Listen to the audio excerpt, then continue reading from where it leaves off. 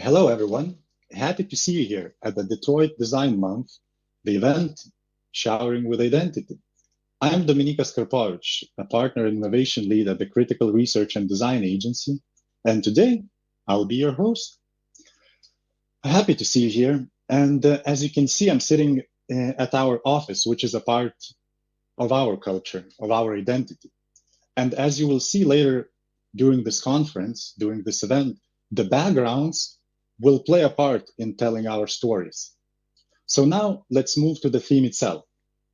In the current fast-paced world of wanting to experience something, be a part of many phenomena, we rarely become truly acquainted with something or even somebody. One moment we hear about the most efficient management technology. The next, it is irrelevant due to the change in the attitudes or technologies itself.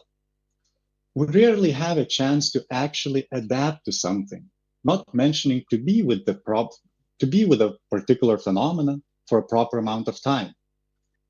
The same is happening with various aspects of the identity realm.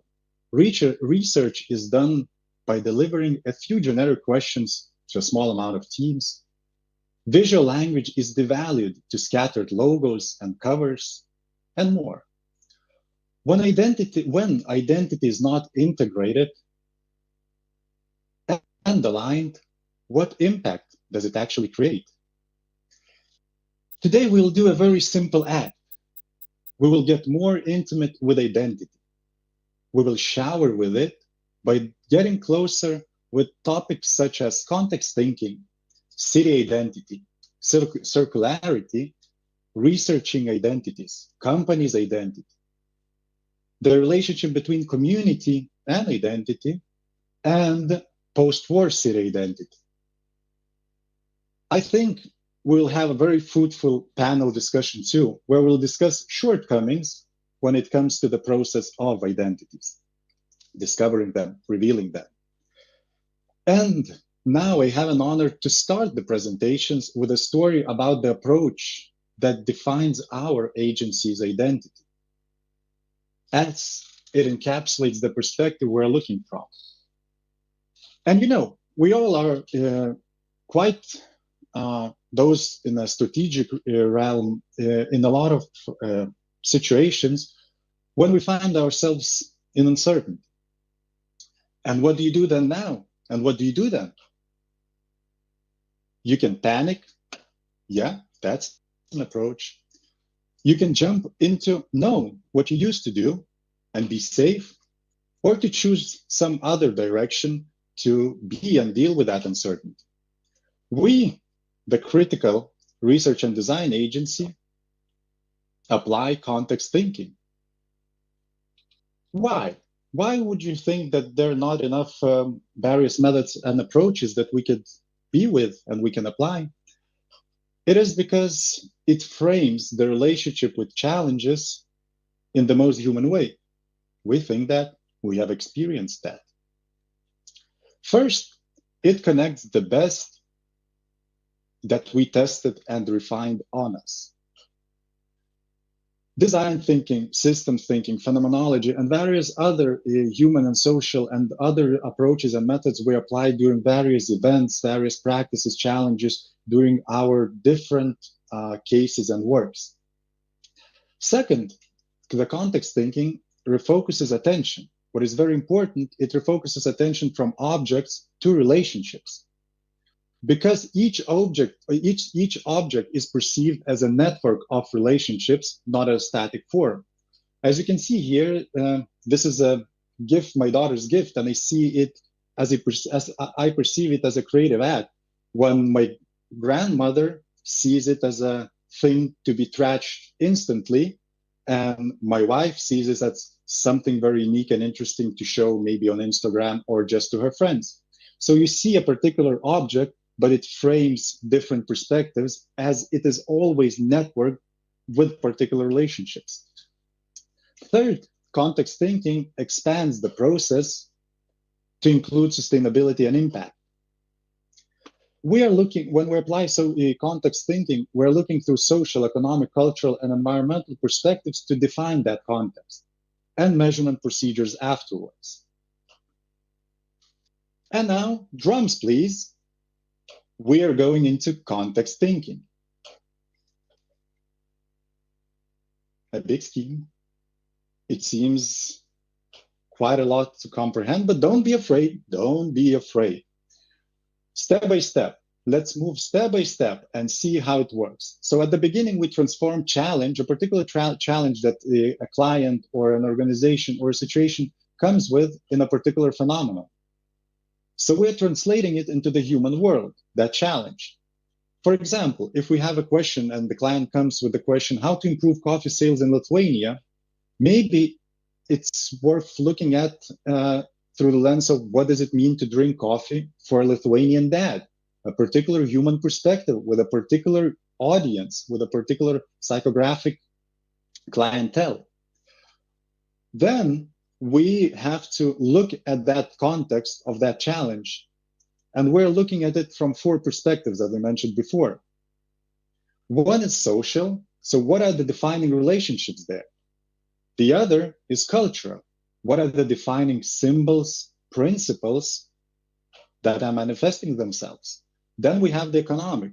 What is the main value change system there? So we're talking not about money, but money is just means to have the value system. So what is the value change system there in that context? And environmental. What is the connection with nature? Is there? If yes, what kind of? Or maybe there is none. And then we're moving to the sense-making stage, where we're transforming gathered data and information into insights, answers, and stories. Because the information gathered has to be comprehended, it had to be translated for human world to be understood, and for designers, creatives to have an approach and perspective to work with it in the most human way. So let's say we're taking an example, quick data from one of the researchers, that the most important words in a particular research was seaport, Fachwerk, cozy, breathing, and spending time in the city center. 53.2% said that's the way how they spend time in the city. At home, 42.9%, and cultural events, 41%. And there was a lot of data there. And then we have a story out of it. We have a narrative. By taming the regenerative energy of the sea, Klaipėda and its people breathe in a sustainable rhythm.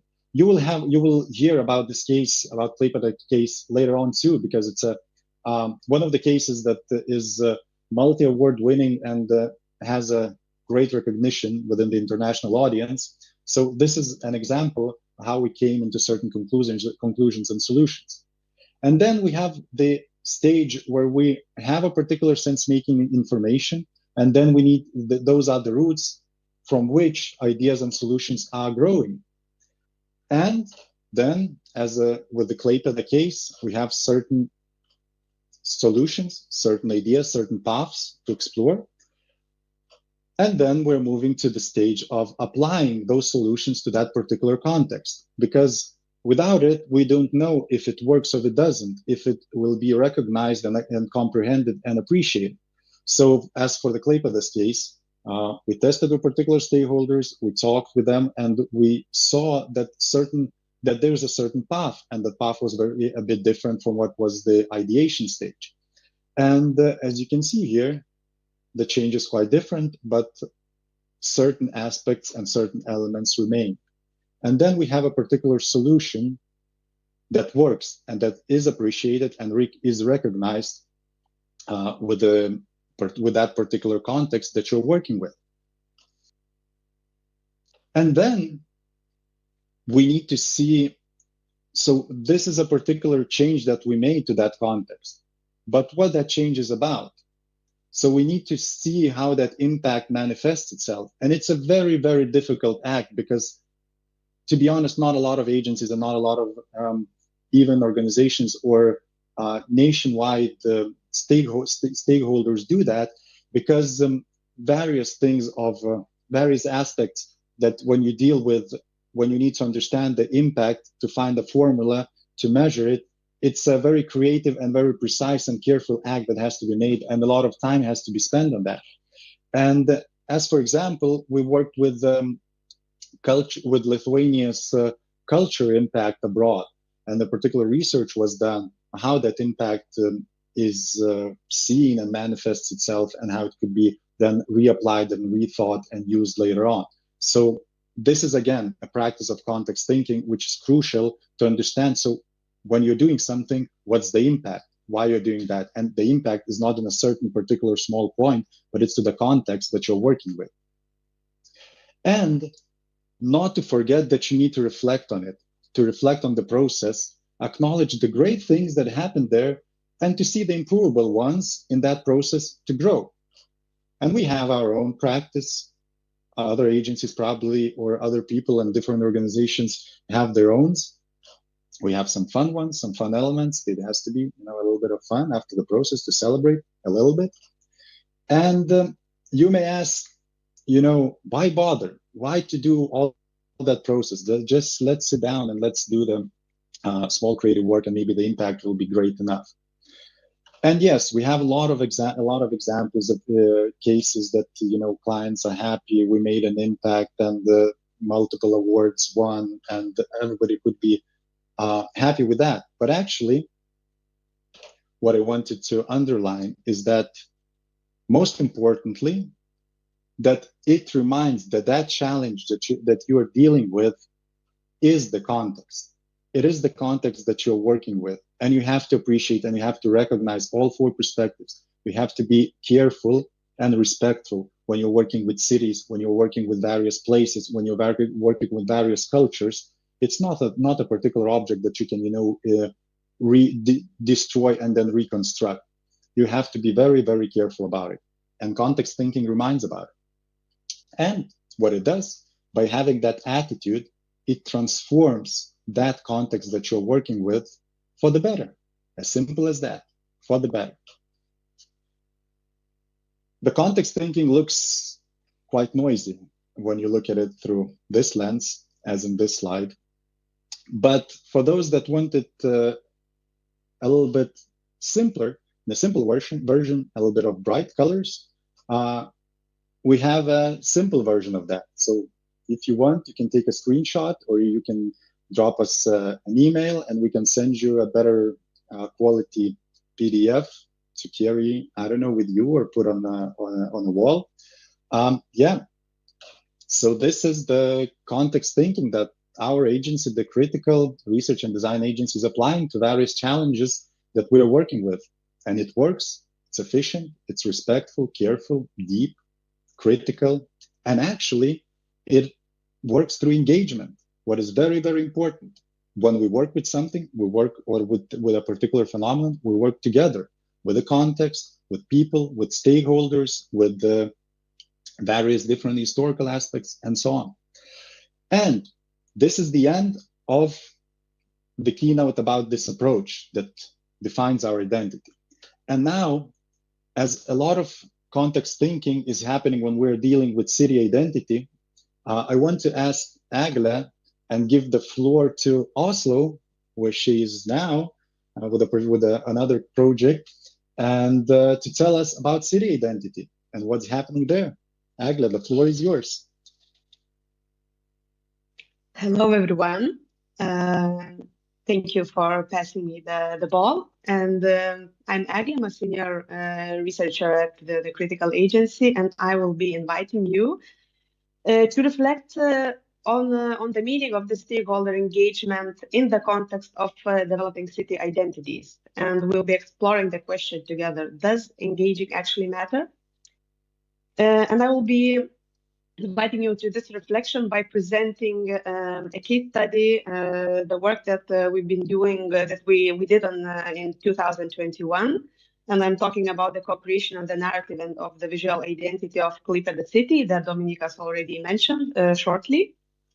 So the intention actually was to give the presentation from Klaipėda, but I found myself in the business trip in Oslo.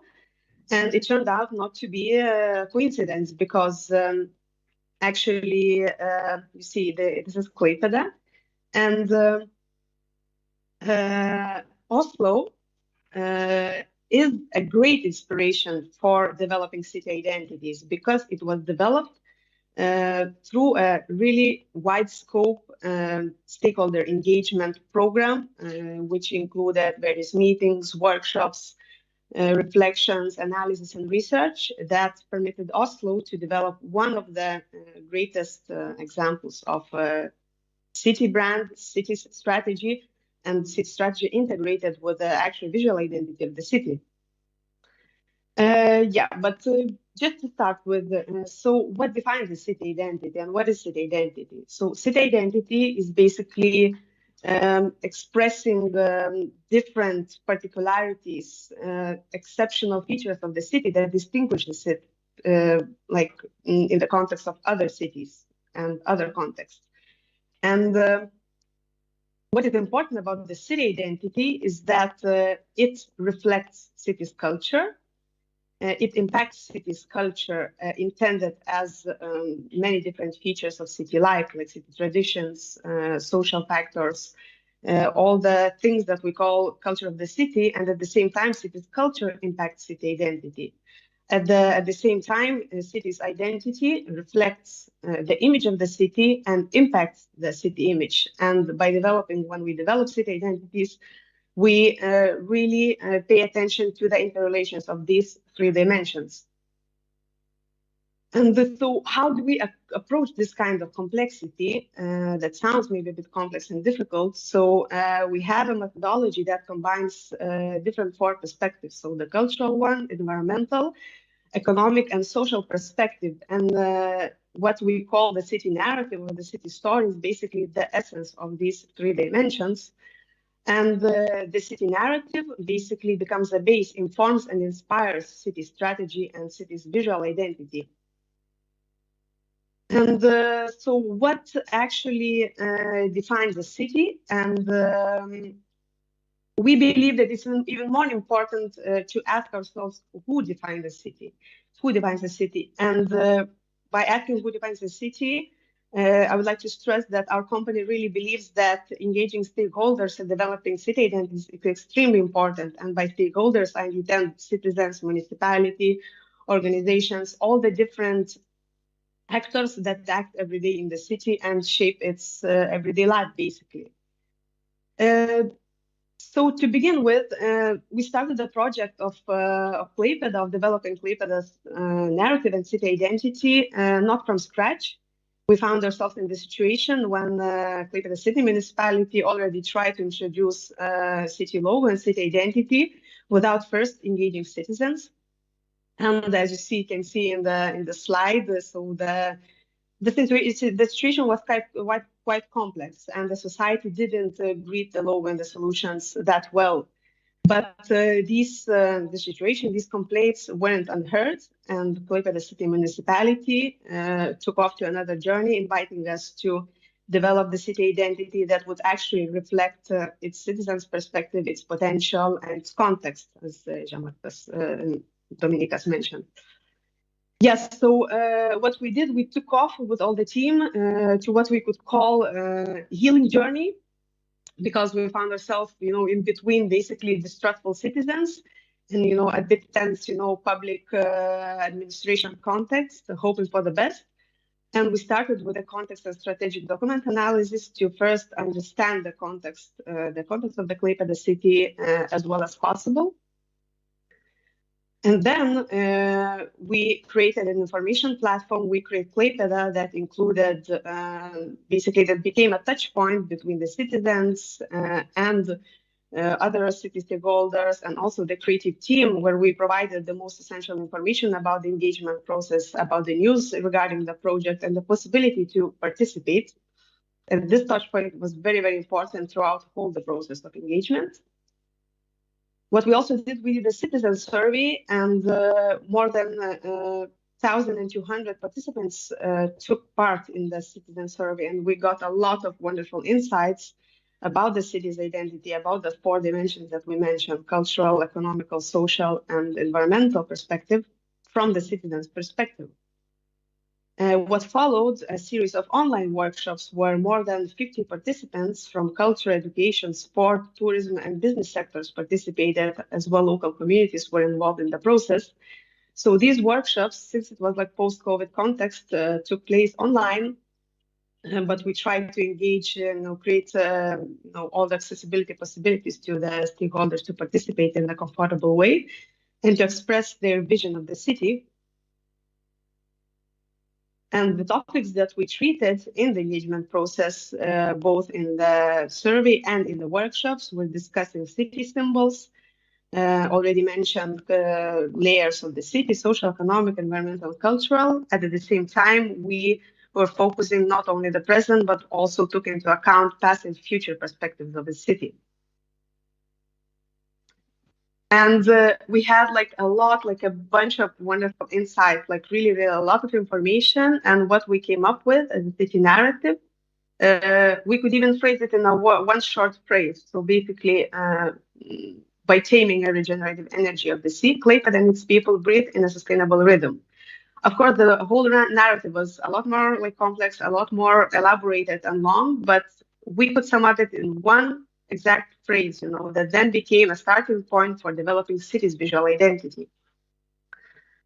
And I would like to share actually the final result, a video presenting the outcome of this whole engagement journey that we had together with the citizens of Klaipėda. And we could see that video, it's possible.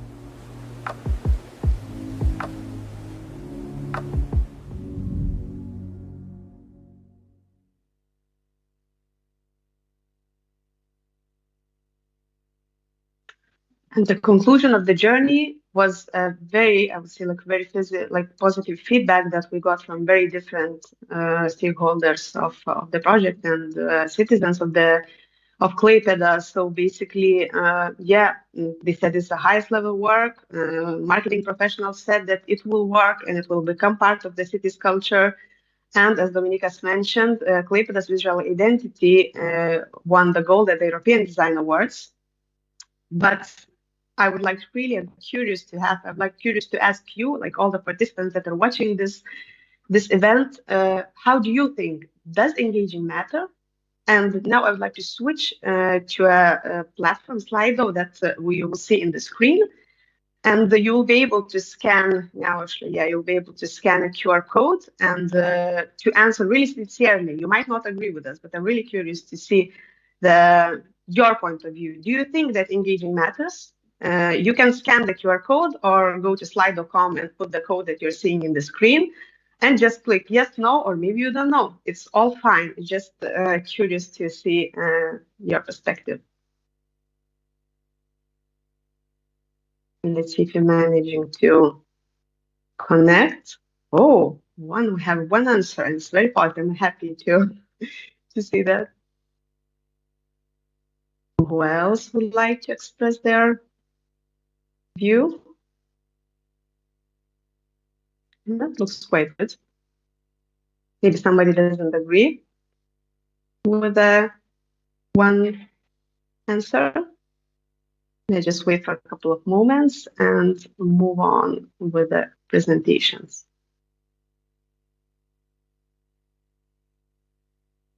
Okay, so if there's no other answers, we're quite happy about the result. Somebody just completely agrees with us, and we're really happy about that. Thank you. I'm passing my words to my colleagues. Yeah, so as you saw there, like only one answer, as far as I saw, it was 12 people who said that the only answer that matters is engaging. So engaging matters.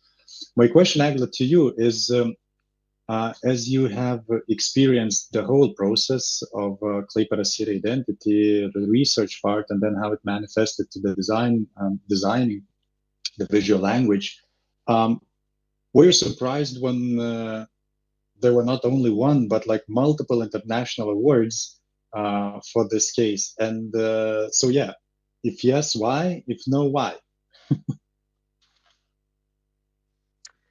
Were I surprised? I'm not sure, but I was really happy about that. And why I was really happy, because like awards commission and not only awards commission, like citizens in very particular, seem to understood the value of engagement in the whole process. So not only the final result, but also the value.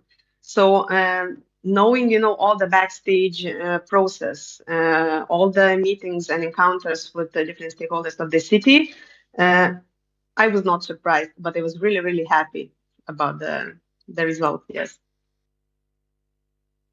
Amazing that we won. And also I strongly believe that the international design community recognize the process itself. As far as I know, as far as I heard, they recognize the process. So which is crucial to the theme, as you are saying, the engagement, that it matters, and it is seen, because in a lot of cases people are saying that, yeah, but it is important, but nobody sees it. You see only the end result. But as we can see, it is an example that it is the result speaks about it, but also the process is being recognized. So yeah, Klaipėda City and the city's identity. Eglė, thank you. And now we're moving to the other presentation. So Jonas, as Eglė said, she's the senior researcher and strategist at our agency. And Jonas is a design strategy lead, who will tell you about a very complex and difficult topic, circularity in identity. So Jonas, the floor is yours, and tell us a little bit about the background what is the place that you're in? Yeah, sure, I will. So I'm saying hello from different context, different place, bringing you back to Lithuania, to Vilnius. And as you can see, behind me is the factory. The factory where they are producing those tiny campers. As you can see, one is almost done. This one is not yet. Here you can see the kitchen, and probably also able to hear some background sounds, which is kind of evidence that no, it's not mock-up, it's the real thing.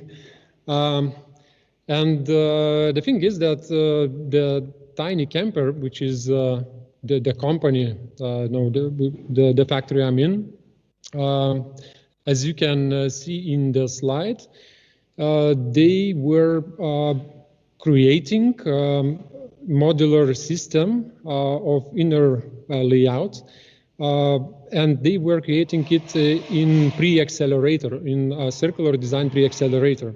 And the thing is that we, as the agency, we were responsible of few things in pre-accelerator, and one of those things was visual identity. So, our task was to create and to implement the visual identity. So, as you probably already kind of, are able to guess, that circularity was the topic we were kind of pushed to dive in, because the identity, we were not able to create the simple identity, right?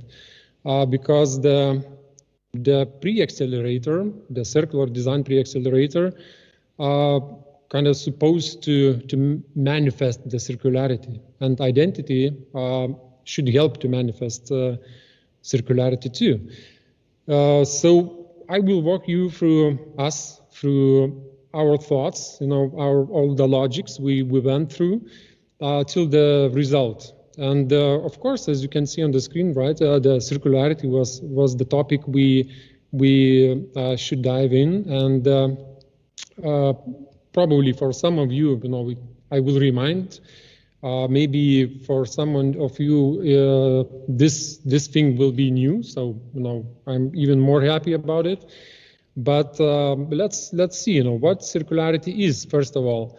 So, as we all understand, right, everything, the products or even the services which are using products, they starts from materials, and then some parts manufacturer comes into kind of doing their role, right?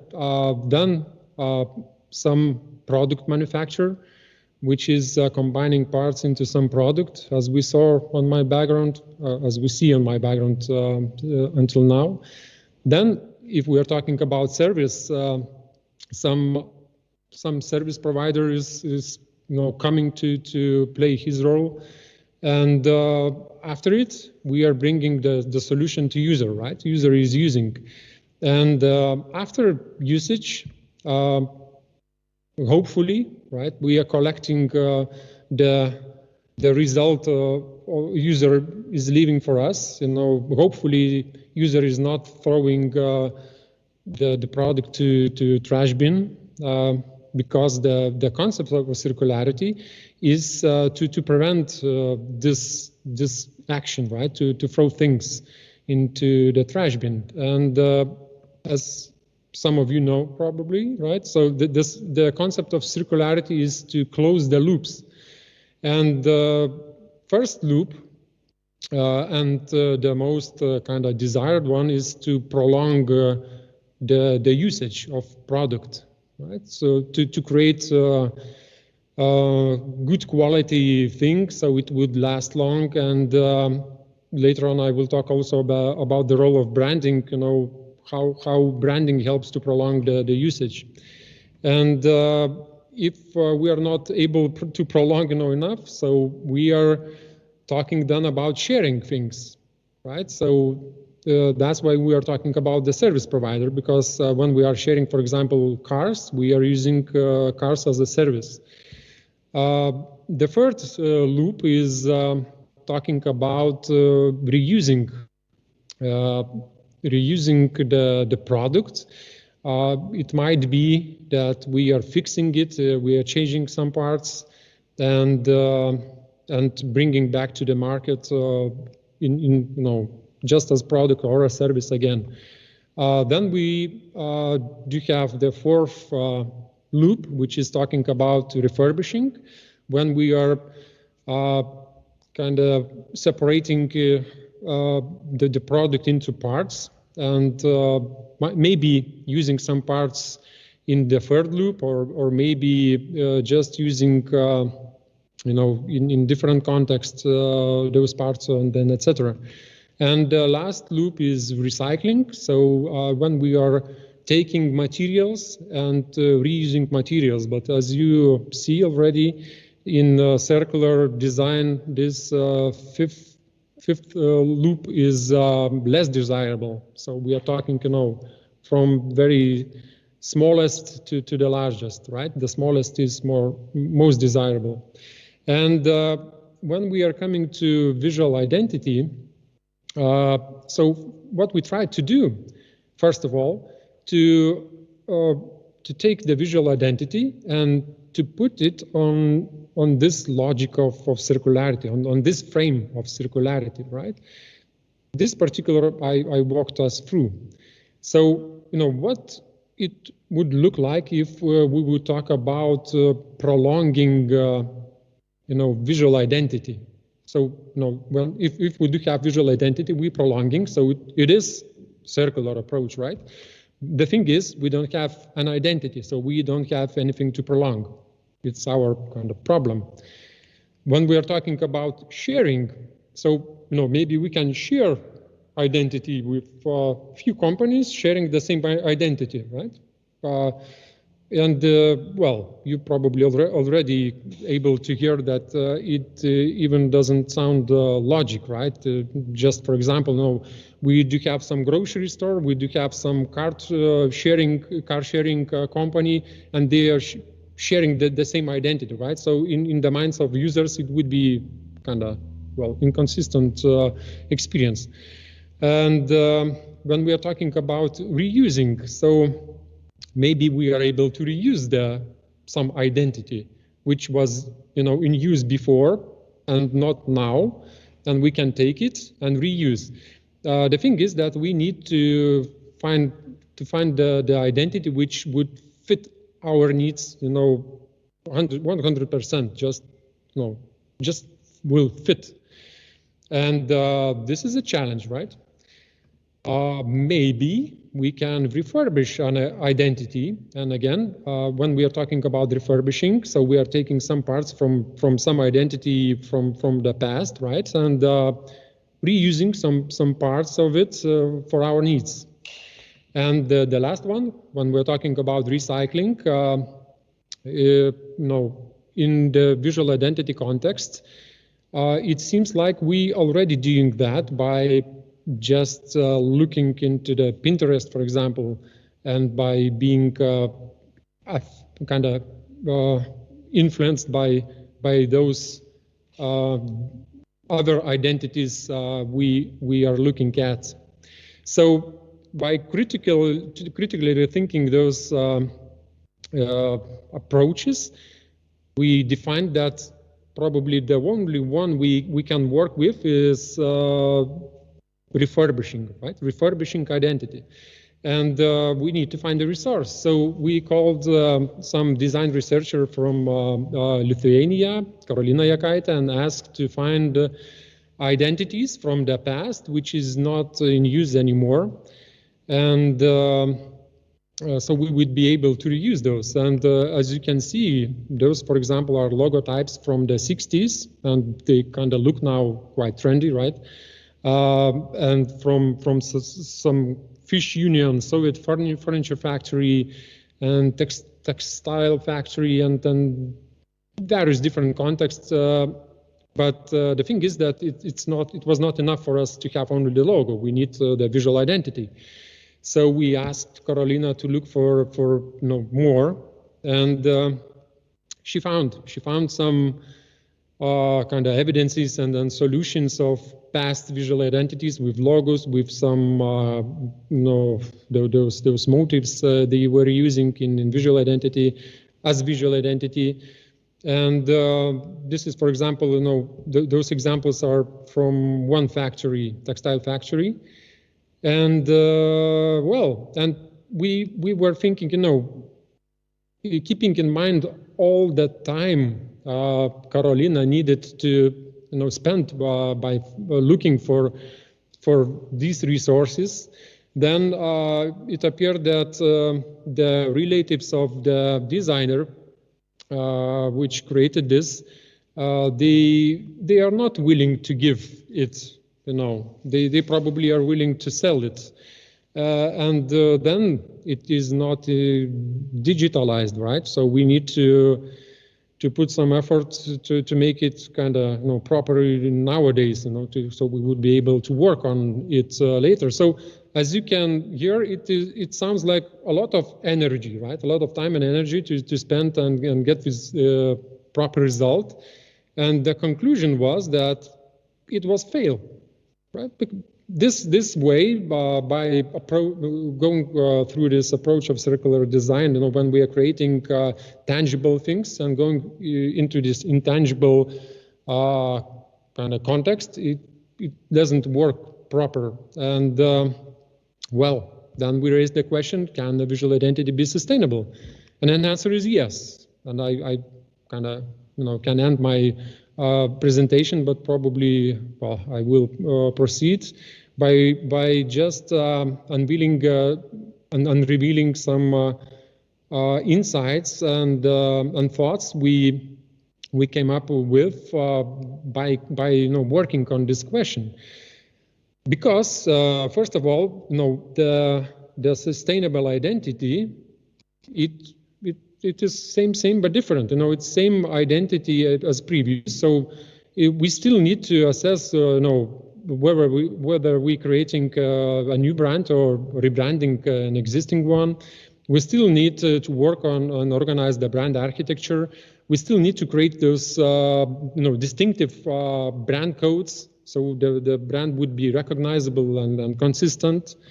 But in addition, we do have emotional aspect of the brand, and the emotional aspect of the brand is where the branding takes a huge responsibility in the context of circular economy, because the emotional bond with the product, it is a lot depends on the branding, and well, it's the responsibility of the brand, right? So to prolong the usage, so people would use it longer, as I showed before.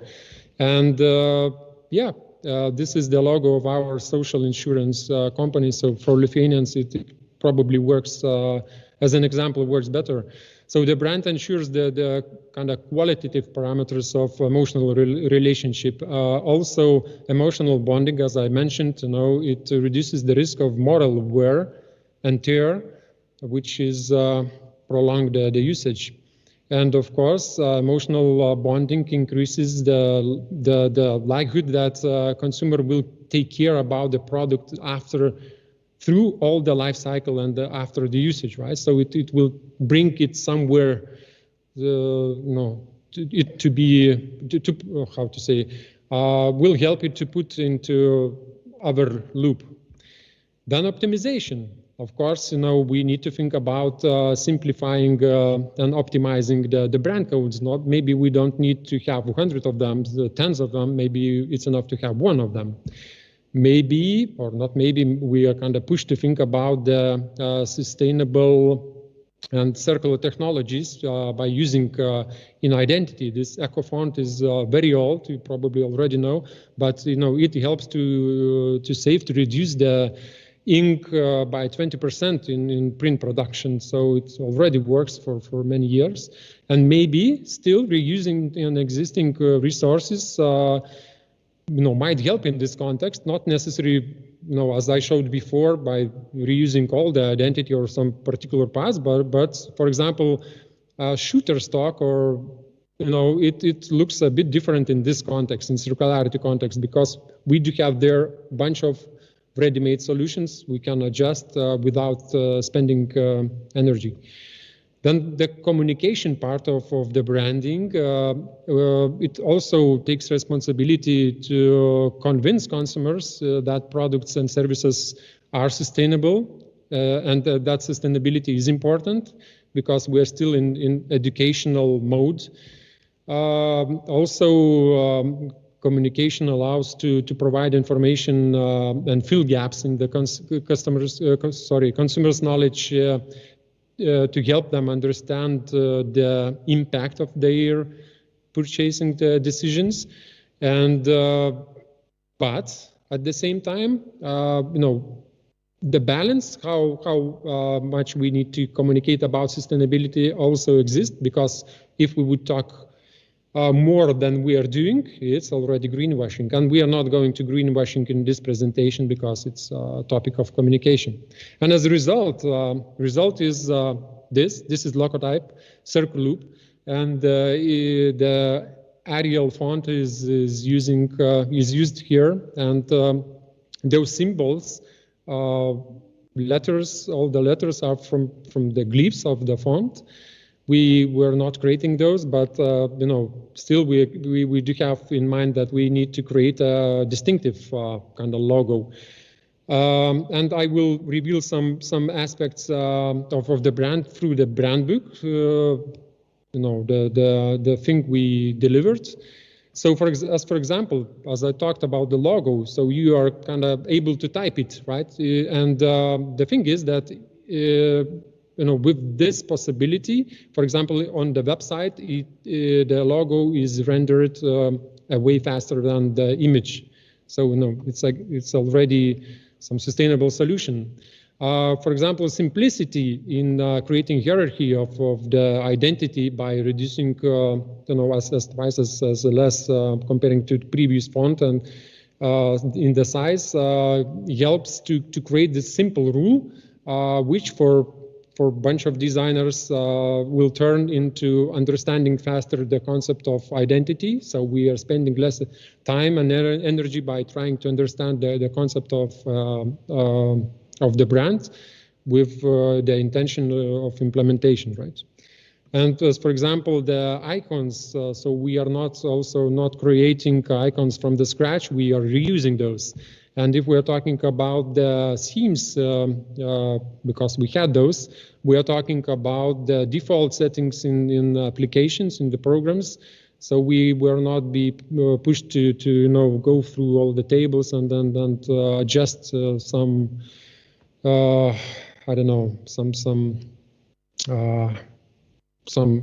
impression we don't need here.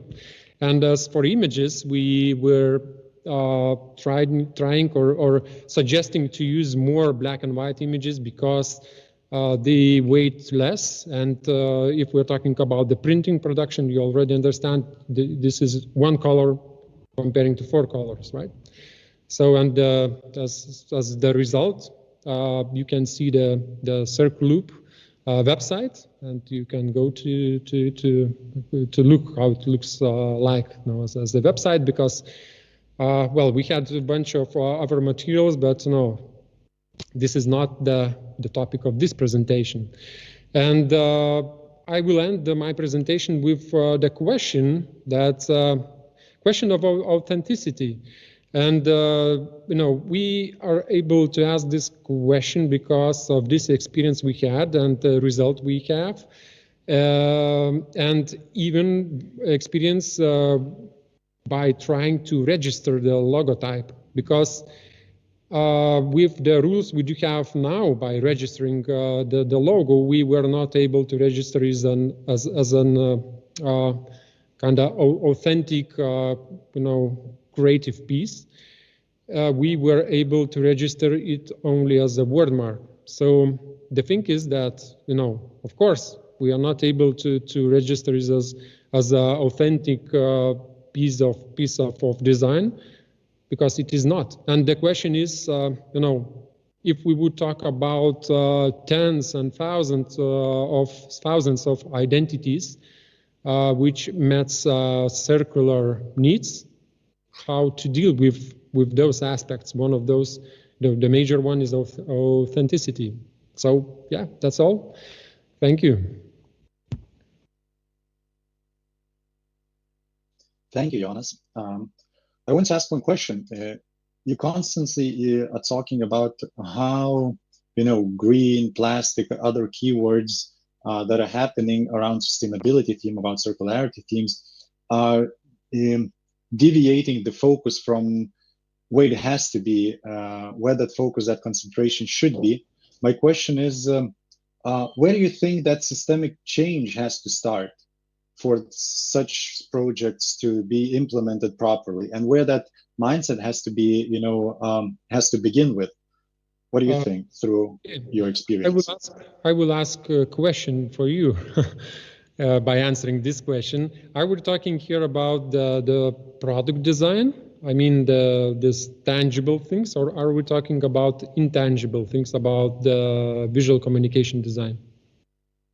Let's start with tangible. Well, So with tangible things, it's easier to answer the question because it's already in the even in the strategy of all. I think almost all the world has the goal to till 2050 to reach, or 60 to reach some kind of zero emission, right? Carbon emission. And one of the major approaches they intend to use, for example, Europe Union is taking the circular economy as the basis, constructs how to reach this goal, because there is no other way how to do it. And we already experiencing this now, by all the, how to say, regulations and the solutions from the business pushing us as users to have some experiences we didn't have before. And as consumers, we also kind of demanding for some solutions, right? But if we're talking about the visual communication design, so as hopefully this presentation showed, we kind of in the gray zone. And even if we're talking about the research material, right, from researchers. So there is only few in the world where this question is, where people were trying to dive into it deeper. So, we are still in the fog looking for the answer, and no, of course I will not give you one now, right? Let's go together to the fog. And another maybe a bit, probably a follow-up for this project. Approximately how much time has it been that you're with this project? Because probably these kind of projects, it could seem that it's one or two solutions quickly done because it's, copied and recopied. So how much time you had to spend on this project, let's say? Yeah, well, me personally, so I spent 3 years, but it's not only on visual identity, right? So it's all the pre-accelerator, because I was one of the kind of team members who were dealing with the content, with the branding, with the pre-accelerator. But I think, 3 years is also the number, if we're talking about even this summarization I'm bringing today, right? Because it takes time to understand the concept and to work with some adjustments in the brain, so to change some thinking patterns, how to deal with the issue, with the challenges, right? Through the creative process until some result. Thank you very much. Thank you. You will hear from Jonas more. He will have another keynote a little bit later by the end, before the panel discussion. And now we're moving to another city. We're jumping from city to the city, and now we're going to our research lead, Eugenijus, who is in Panevėžys. Eugenijus, the floor is yours. What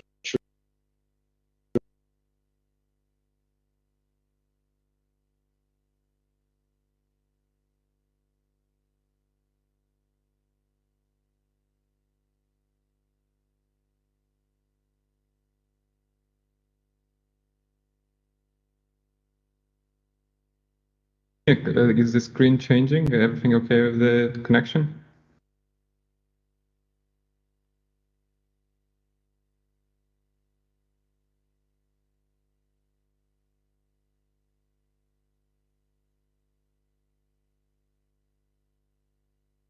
Just give me a sign if I'm online.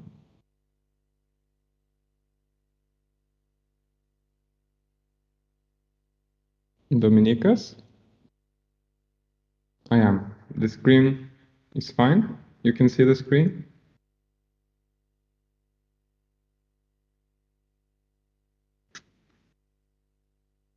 Okay, sorry for this technical issue. Let's try to solve it as soon as possible. Okay, guess we're back.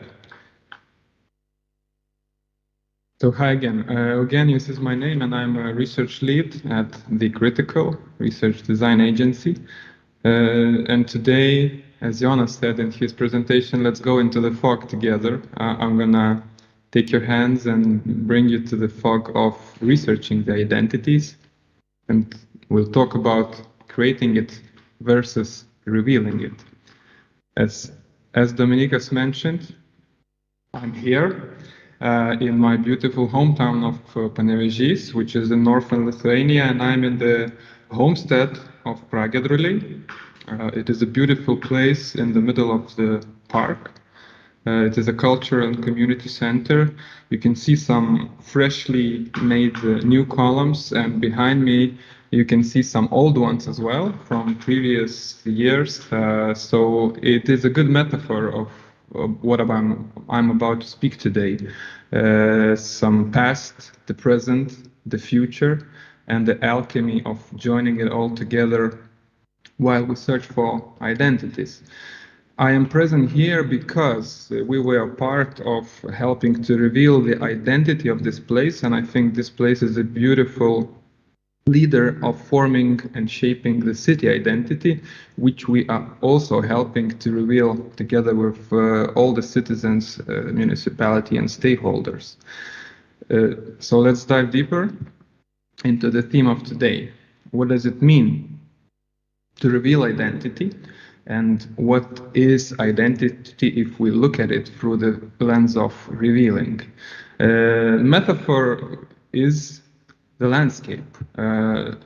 It is always good to see identity as a landscape because we never create landscapes, we never conquer landscapes or new territories, we always find them. And sometimes we need to get off the boat to actually do that.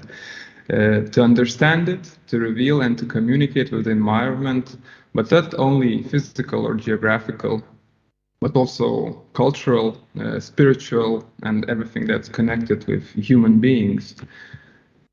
You can call it mapping the identities, and mapping the spirit of it. Latin had a good term, genius loci, which means the spirit of the place. But when we're talking about spirit and finding the essence of something, it doesn't necessarily need to be a land or territory or a building or even a city. It can be a product, a service, a brand, a public campaign, or anything else. We just need to dive deeper into those stories. And a good way of seeing ourselves as a designers, even architects, researchers, is to step into the shoes of cartographers who are charting the unexplored territories. And by doing that, we craft new patterns, we embed the stories and experiences, and we ensure that our work has to resonate with the locale. By this, we define the uncharted and we provide guidelines how to navigate through it. Here you see a picture of the same city of Panevėžys from early 60s, and now it's completely changed through city discovering its identity, building infrastructure around it, and the narrative around it helps people to navigate both through time and through space. The same is with this place, with this beautiful homestead. I remember myself as a child playing in these abandoned ruins and in this dark and pretty scary park. And it wasn't a place before, it was just a space or a brownfield. But together with municipalities' initiative, our research and strong help from local cultural institutions, it became a place. It became a place with a story, with its own energy, and it attracts people without any or very little marketing. It just has this potential. And the same, I believe, is going on with the city. It helps by researching it and by revealing it together with its citizens and different cultural organizations, NGOs, businesses, associations. I can see that we help those people to establish the relationship with the city itself. So researching and revealing identities the way of creating them. It's always good, even when we see the identity as a landscape, it's always good to go a little bit deeper, to go beyond the surface. And going beyond the surface, sometimes it's scary. The depths are scary, and sometimes there's cold, and big predatory fishes are lurking in there. However, the design is far more than meets the eye. It's just like a canvas. It hides the strokes beneath its surface. And beneath it, there's usually the meaning, the journey, the emotions, and everything that people connect to. And again, it doesn't matter whose identity are we talking about. The brand, the city, even the state, or the building. We have to engage those layers. We have to reveal them. And as a researcher, I want to talk a little bit about specific tools that we have. We can all use them. Dominykas in the beginning already mentioned contextual development. So it's always very good. It doesn't matter what identity we are thinking about, to look from different perspectives, so different contexts, cultural, economic, social, environmental. This sheds new light on the issues we're trying to tackle. We can also use technology as mobile ethnography, which enables target audiences, users of products or spaces, to become researchers themselves and convey the meanings, images, sounds, emotions through their perspective and their lenses that becomes mobile phones in this matter. Symbolic mapping the symbols of the place or the service and expressing the values of it, paying attention to psychographics, not only the age, income, or geographical locations, but also hobbies, fears, expectations are very important and helps us on the way.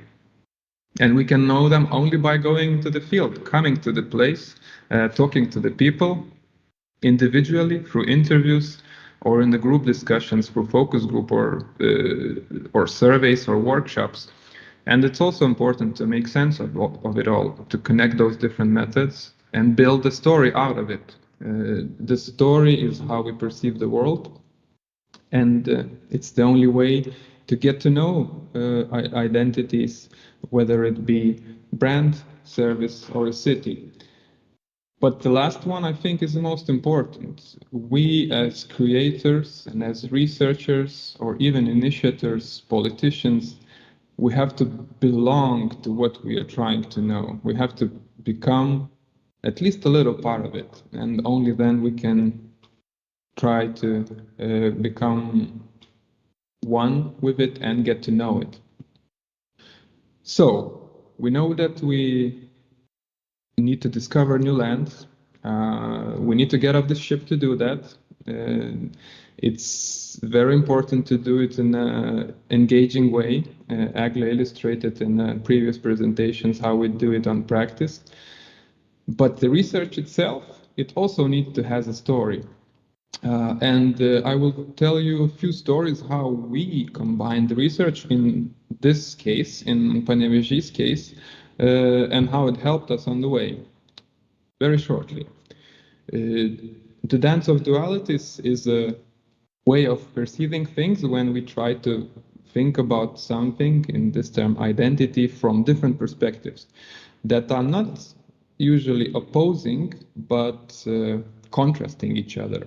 So one of them is to look at it from the perspective of sacred or profane.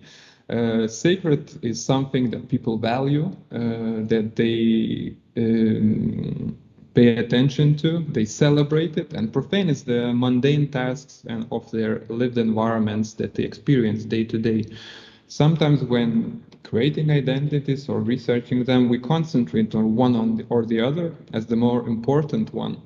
But looking at both of them, how they interact and how these two spheres dance with each other, gives totally new meanings. In case of Panevėžys, you can see the historical photos of the dance and singing celebrations in the park itself, where I'm here now.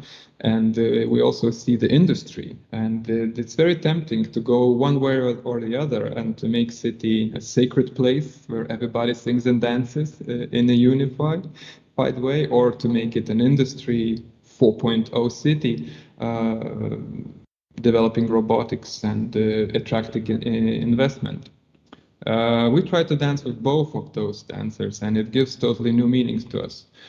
Another way to look at it, of course, is looking through people and nature. Sometimes we see those as opposites, but looking through how it plays out and how people shape nature and how nature shape people back also helps to build a story. And those interconnections of what is sacred and profane for the people and what is sacred and profane for the nature, it helped for us to build a story around the park itself, this building, and we are building the story around the city as well. This is just one way of doing that, and we can think about other contradictions or opposites that should be celebrated together. It could be culture and industry, it could be tradition and innovation, it could be communities or tourism attraction. So seeing phenomena from those different perspectives and celebrating the entire spectrum, acknowledging that it exists and respecting it, helps to reveal the identities of places in this case. Another story from our research and the way how the research is done is looking through time. I'm also very happy about this attempt to look at the city identity, Panevėžys identity in this case, because design, if we want to design with authenticity, we must respect the legacy of the past. In this case, we are not building anything from the scratch. Usually identities are growing and stemming from something. We also have to harness the vibrancy of the present, what is happening now at this moment, what is important to the people and what exists now and here. However, we need to anticipate the ethos of the future as well. In doing so, our design becomes like a temporal canvas intervened with the threads of time. And using this metaphor, in this case, we explored the engagement of citizens of Panevėžys. We organized different workshops themed the past of the city, the present of the city, and the future of the city. And it really helped us to concentrate on people like personalities, buildings, infrastructure, symbols, and other aspects in the specific frame of time. And some of them we saw are continuous, and some of them are more important for one aspect or the other.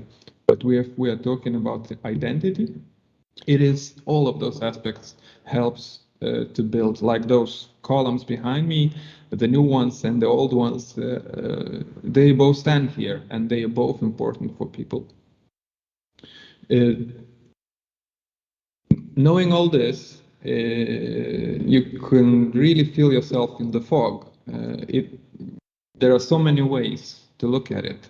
There are so many paths to take, and it's always the most tempting, I guess, to go to the easiest one, to try to impose or create based on our professional knowledge or our feelings about the situation. However, working in practice, we work a lot with different specialists in the field, both designers and politicians and communities and businesses. All the stakeholders are kind of seeing each other suspiciously. The creativity is always good, but needs to be tempered, and the will of the people or the contents is also very important, but it cannot be the only source. So I think that the metaphor of alchemy which is a rich lore of ancient science that stands as a testament for transformation. The pursuit of turning the base metals into gold is a good way of seeing things, how we can turn the data, the infrastructure, the people into the identities. And when we apply it to design, it offers a process of bringing forth this golden essence from different contexts. And it is a fusion of creation and revelation. The magic lies in the juncture where creation meets the revelation. And here we are not just crafting or revealing or researching, and we are not just creating it from the scratch. We're doing both simultaneously.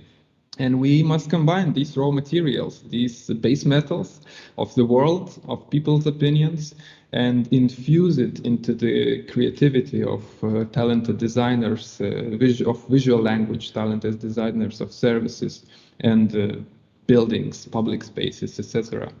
And by forging identities in this way, we can create beautiful things.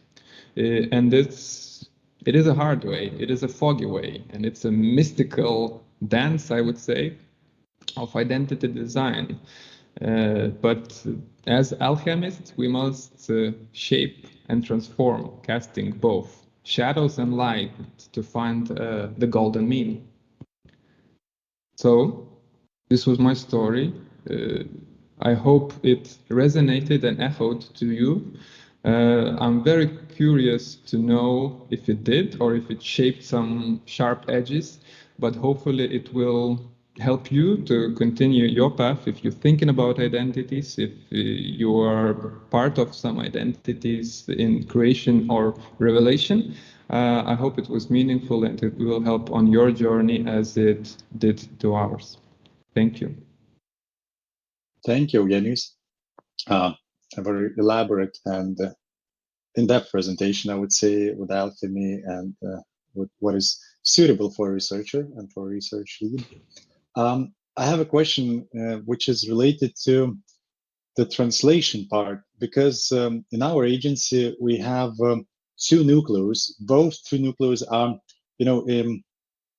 similar and have the same weight. There is a research and design part. And in most agencies that we have encountered, it's either design or research, and to have both and to have a dialogue between them, it's a challenge.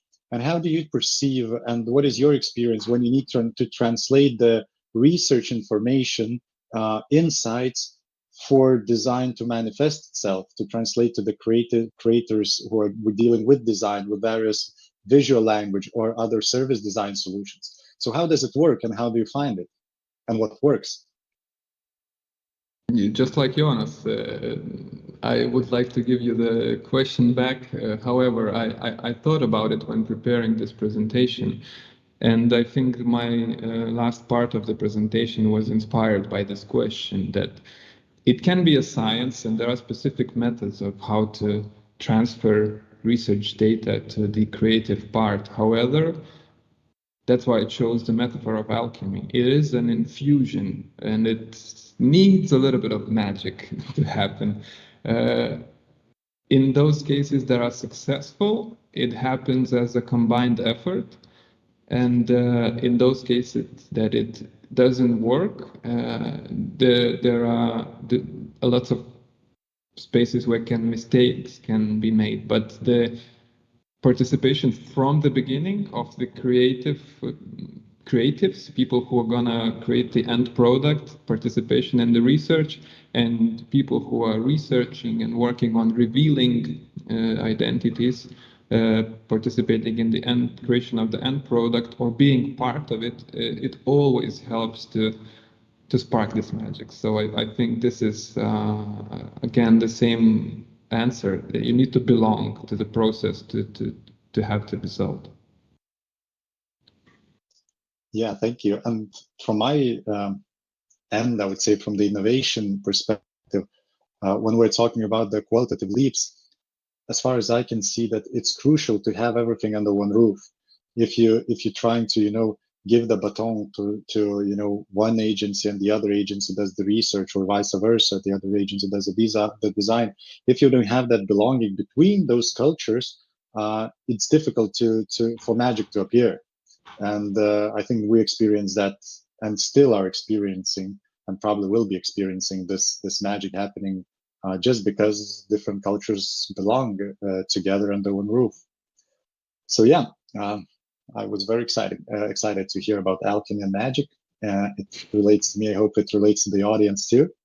And now we're moving to our design strategist, Benjaminas, who has his birthday today.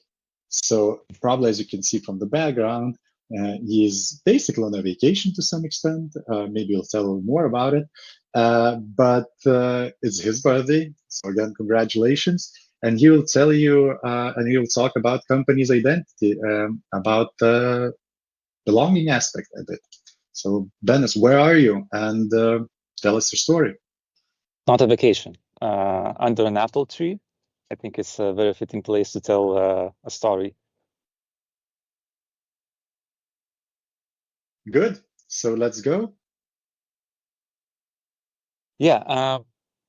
As Dominykas said, it will be a story. It will be a transformational story about an organization which has found its identity in a very obvious yet kind of hard to spot place. I call this a journey of self-discovery because this is a story of brand positioning, or the brand positioning purpose is to find one space in larger world. And why self-discovery? Because our approach to brand positioning is to include stakeholders from within the company.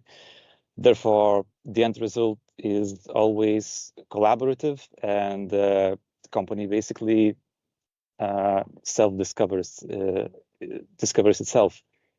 The plot, the company is Glotera. For 20 years, Glotera has been creating exquisite and unique travel experiences for the most sophisticated target audience. One story I overheard is that they have booked a private jet only for a wedding dress delivery. So you get the point. It's on the very, very, very luxury end of a spectrum. And we were invited to do multiple tasks here, but I will focus on the identity side of it. And while preparing for today, I've discovered a really interesting parallel between Glotera's journey and one of the best-known journeys, hero journeys of all time.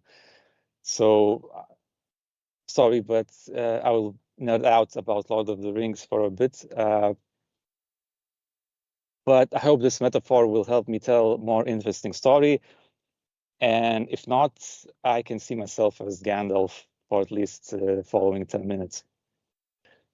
So it starts a bit from the past. So Glotera's positioning story takes place shortly after the service design workshops. Our service designers, shouts out to David and Carolina, were working a little bit before we came up to work with positioning.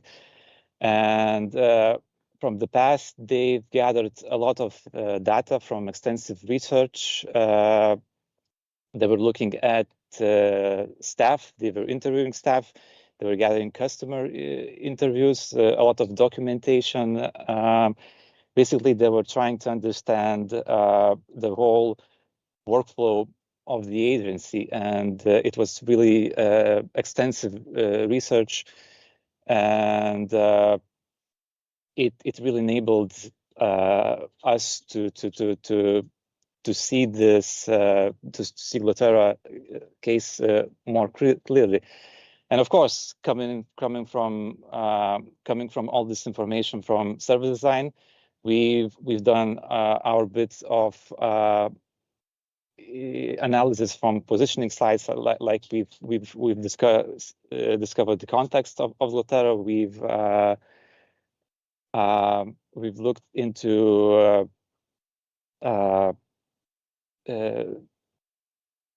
market research and so on. So, and in combination, all this data gave us very much very clear and a lot of good insights.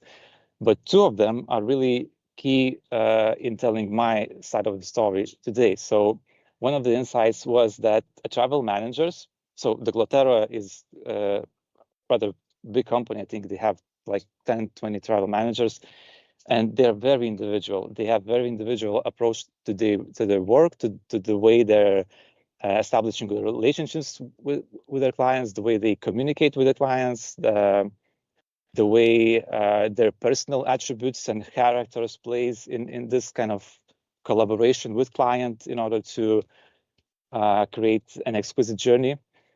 Also, this individuality is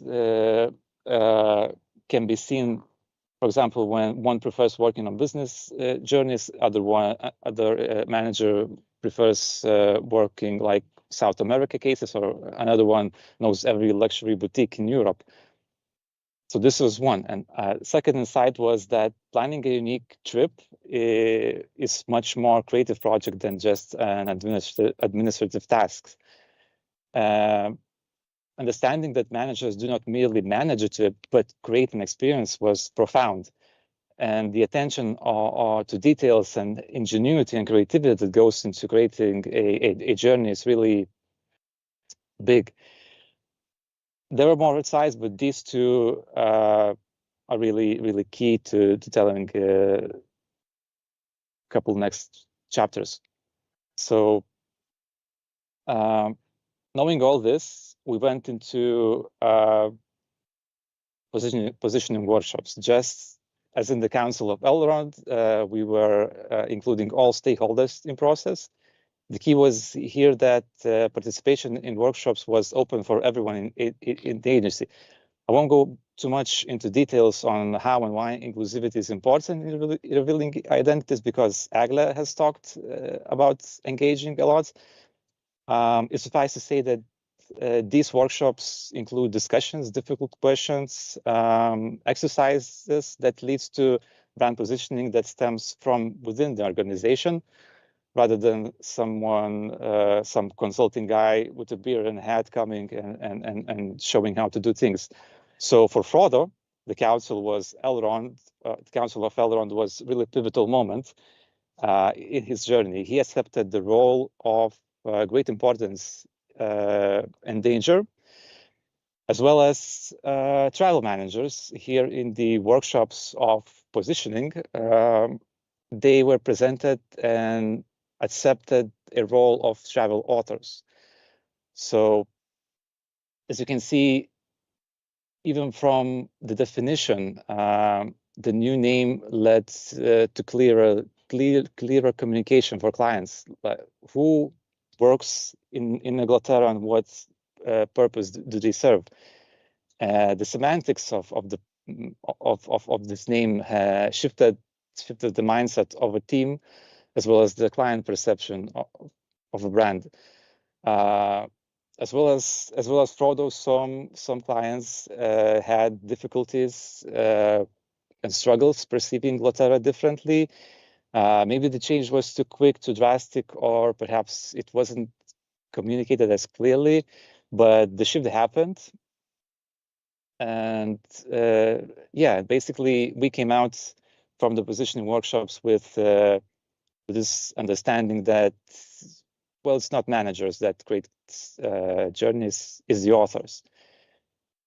Yeah, and in this version of the story, I'm focusing on one side of a journey of belonging and identity of each individual in the context and the company, but there is equally significant aspects of identity, and there are two pillars that you will see at the end of my talk really defines Glotera. And one of them is the shift from managers to authors. But the next one is that we've kind of closed this agency to general public, and we've shifted this business model to referral based model. And I won't go too deep into this pillar, but the insights for this transition also stems from service design research, because we found out that there were problems with work overload and projects that do not fit agency's profile. Basically, there were clients that walked through the doors and were looking for off-the-shelf travels, and this doesn't, bring neither satisfaction for the authors nor revenue. So yeah, so these two towers forms the next chapters of the story. So, well, by now I think you get where the story leads us. Frodo destroys the ring, everything goes well. Actually, this journey is really difficult, but everything kind of goes well. So our heroes, our authors, they got their spotlight. Their personalities and differences is what separates Glotera from the competition now. They truly became the heroes of Glotera brand identity, and you can see their uniqueness in every aspect of brand identity from now on. The concept of travel by authors were communicated in slogan, and the visual identity was created by our team of brand designers. Regina, shouts out to Regina, came up with the metaphor of a shadow. And I think it works very, very well, very beautifully in different perspectives, because you can interpret it as a shadow that appears and helps clients guiding to the journeys, like ever-present helping hand, or like you can understand that Glotera operates from the shadows, like it's closed agency. And of course, the subtle aesthetics, I think it just works wonderfully in the luxury context where privacy is one of the major concerns. So this is how Glotera looks right now, and where those insights have led us. Last chapter. This thing makes me cry sometimes. I think I don't know how about you, but the smile of the Frodo when he leaves for the Undying Lands. I'm not sure what awaits Frodo there, and I'm not yet sure where this narrative will lead our heroes in the end. I know that this transformation has profoundly changed Glotera's clients' perception of the authors, and also it gave authors a renewed sense of purpose and belonging. And it certainly had changed Glotera's identity and visual identity for good, but the transformation is ever going, and the trip is there. I will leave you with my thoughts on what made this journey possible. It will be 3 key takeaways. One of them is extensive research. All of this information, it has enabled us to come to insights that otherwise wouldn't be able to find. I think it's plainly seen from the story, and I haven't even shown you the Excel files, the amount of Excel files and spreadsheets there. Inclusive positioning process. So including everyone in the agency is a very good, as my colleagues have spoke earlier, is a very good way. Because in this case, authors stood up for the task at the right moment and with the right knowledge. They knew from the beginning what they're signing for, and there's the most important thing, that this decision was there to make. Again, there was no guy with a gray hat and beard that tell you, hey, look, this must be done. They made a decision. It's their journey. And third one is sequential process, because in this case, we started with thinking about uplifting agency services from service design perspective, and we ended up revealing the identity. I know it wouldn't be possible any other way around. You can do identity and you can mix and match things, but the step-by-step process is really really important at this point, seeing like initial insights and where those have led us. It's done. Frodo, you have did it. You've done it. I hope Frodo helped to tell the story more clearly. And I should say that excuse me, Glotera, if you find this offensive. You're not hobbits. This is a metaphor. Thank you. Thank you, Benjaminas, for the whole story, the actual story.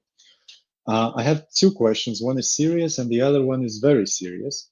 So let's start. I don't with like the any of serious one. those. No, please. You want to sit by the tree and just relax. Yeah, but let's go a little bit into there. You mentioned a little bit that we changed the perspectives, the perceptions of the clients towards the Glotera.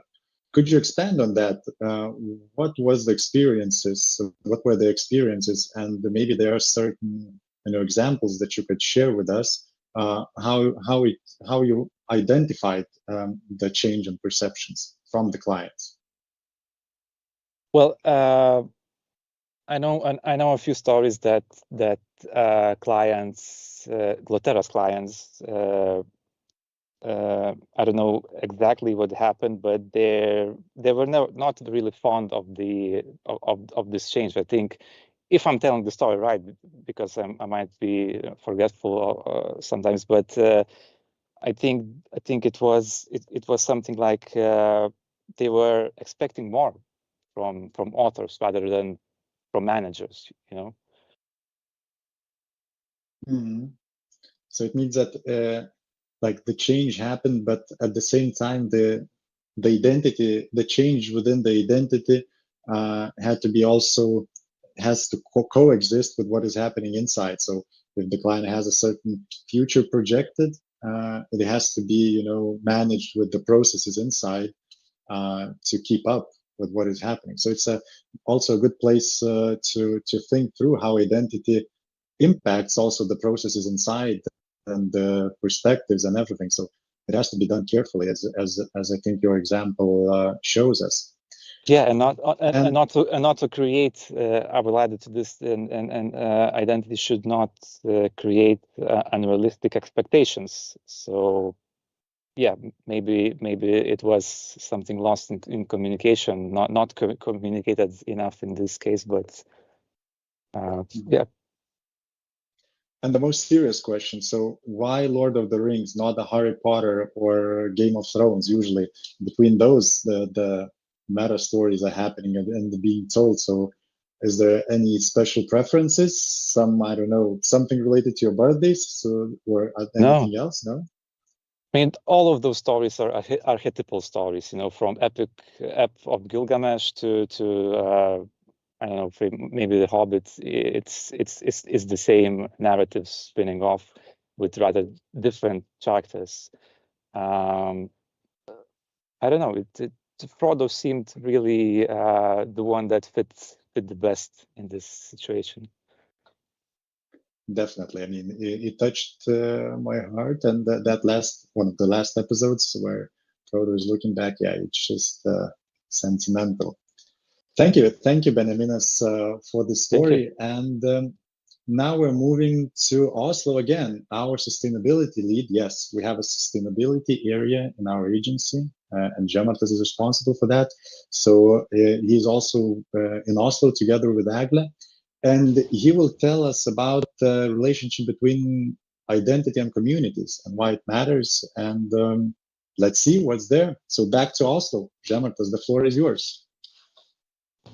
Yeah, hi everyone.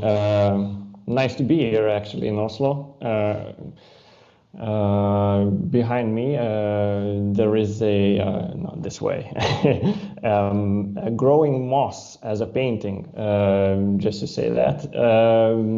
It's an amazing artwork done by humans, made by nature. So I'm gonna talk about it, I guess, today also when I'm gonna talk about the communities. I'm gonna focus a little bit on nature as well, so as a spoiler alert.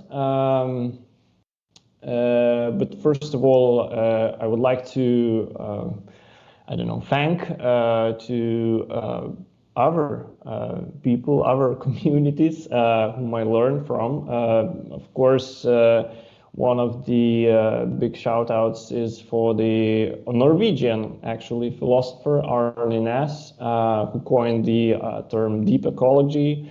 My presentation also owes the thanks to the Timothy Beatley, who has written extensively on land ethics. He recently published a very wonderful book on bird-friendly city. So also a shout out to designers to read it out. And last but not least, I'm gonna mention some takeaways from the intergovernmental platform on biodiversity and ecosystem services, as the short version would go, IPBES. So we're gonna talk about the communities and how they act out. But first of all, I think we need to kind of describe or define what is the community. So basically, I highlighted the most important things which I'm gonna address. So community is a social unit based or have the common values and identity, as well. Sometimes or quite often they share a sense of place. It could be dedicated or given in a geographical area or in virtual space. Some examples about what could be the community. Community could be these professionals who are working on the main topic, as the city planning, for instance. They might be coming from different communities, from academics, from practitioners, developers, and so on. Then there are communities who live what they do. So these are communities, as we can see in the cities, different ones, as you can see, right? So one is, and also how they act on within those communities. We also know about communities that express themselves without us seeing them. So this is also an interesting community. We just know that they exist, but we don't know who they are. Some communities are based on work. Some communities are based on fun. And some communities come for the better cause. So this is a picture from Lithuania when the developer wanted to cut the trees in front of the building, and all community came together and opposed that decision. So these are just examples about different communities, but what is important about that they all produce knowledge, and they also describe the world. So it's also what community does. They form the descriptive knowledge, which is basically how the things are, what they see, what are the things, and then they prescribe knowledge. So basically how things ought to be. So these are different types of knowledge, but they are inherently existing in the community itself. So basically, the descriptive knowledge helps us to understand and interpret the world as it is from different communities' perspective, and the world might be very different actually in different communities, as well as the prescriptive knowledge, which offers guidelines and recommendations how to live basically in the world. What is more tangible, in a sense, what communities do, they produce the space. So basically, when we talk about the space, we should kind of have three different notions, which are coming from Henri Lefebvre. So these notions are material space. So basically, this is the physical space all around me, for instance. What kind of community produced this space around me? Then what kind of representations of space exist? So what they represent with this space, for instance, what values they use, what aesthetics, what worldviews, and so on. And of course, there is a lived space, so everyday activities that happen in this space.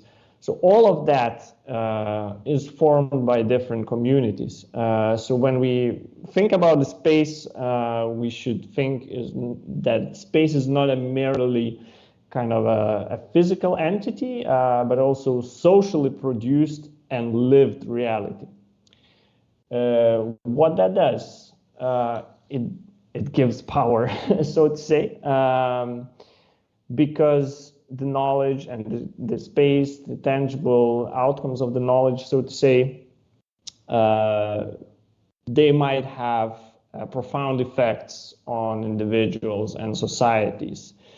So everything communities produce, that has an effect on us. And this is very important to think about it, because this is a realm of responsibility, and this is how communities bear the responsibility to make those decisions that are inclusive, for instance, or beneficial to everyone, right? So let's talk about a very big community, which is our planet. And here I'm showing the Stockholm Resilience Center's piece of work, a bit adapted by our designers because they thought that they're gonna make it nicer in a nicer shape, regardless that. But this is the graphic that demonstrates that we cannot overshoot the planetary limits or ecological ceiling, as they say. And this is the graphic that shows that there is a social foundation and we should take care of ourselves and our communities, which is very important. And I would like to show you or demonstrate or give you an example how those different emanations of knowledge of how the spaces are formed decides our relationship with nature. So in the recent report by the EIPBS, as I mentioned before, they discussed about the what are our values on nature. And they separated 4 different types of values. They analyzed like 13,000 articles, scientific articles. And then they said there are 4 types of relations between us and nature. So there is one, which is the most obvious one, I guess, in the nowadays situation, that is living from nature. So basically the nature provides like the the logic from 1700s. Then there is another one, living in nature, which is also treating nature as a house. So basically, what kind of relation do we have, and what kind of resources we need to sustain our living from nature, to support us. Then there is living with nature. So this is more relational situation, that we relate to nature. We know what it is, that we express our feelings towards other more than human beings. And there is the last one, living as nature. So it's basically embodying and treating ourselves as a part of nature, as a physical one. So the most of those 13,000 research papers state that vast majority of our understanding about the world is that we are living from nature. So this is very important, and this is what I wanted to demonstrate, that what kind of values community brings, and how that changes profoundly how we see ourselves in the world. And this kind of colors the power in a bit more different taste, so to say. And what path we prefer to take and why we take it says a lot about ourselves, about our community which we are in.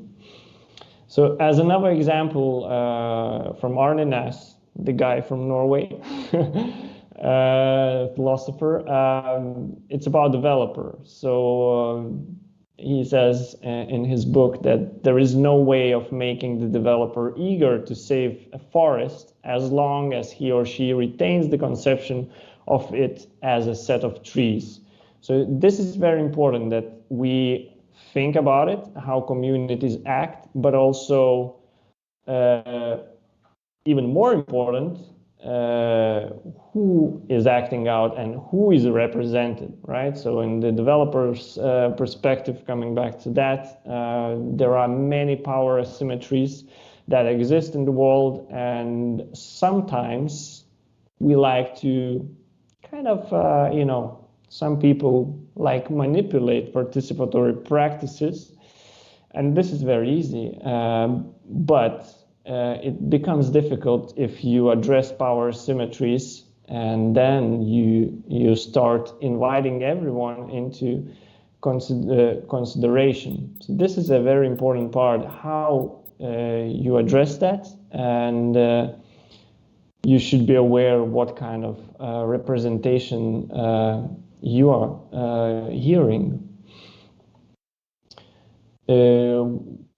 So understanding how communities act out, it's very, very important, and what knowledge they produce, if we are coming back to the knowledge topic, how they produce that knowledge, and why they are producing it. Same goes to the space.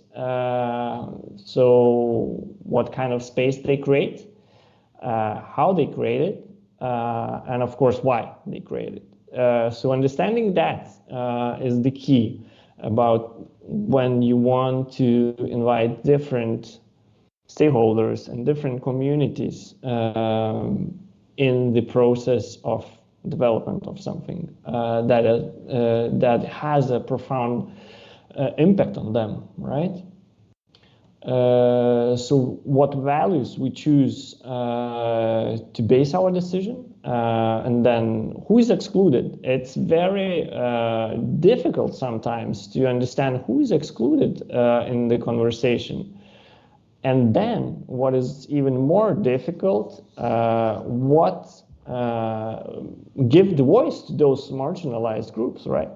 So we need to understand and dig into the values of unrepresented, right? So why they are unrepresented, and then who is unrepresented, in human society, in nature, in biosphere, right? So this is very important. And inviting everyone to participate in the process is super, super important, because the ways communities are acting out are different. So to give them a chance to present themselves, it's very also important. And the sensitivity to subjectivity is the key, basically. We need to treat communities always as active agents and never as mere objects. So I invite everyone to enlarge your knowing and listen carefully to the communities and what they have to tell. And last but not least, I would like to share an example of one wonderful community, a huge one.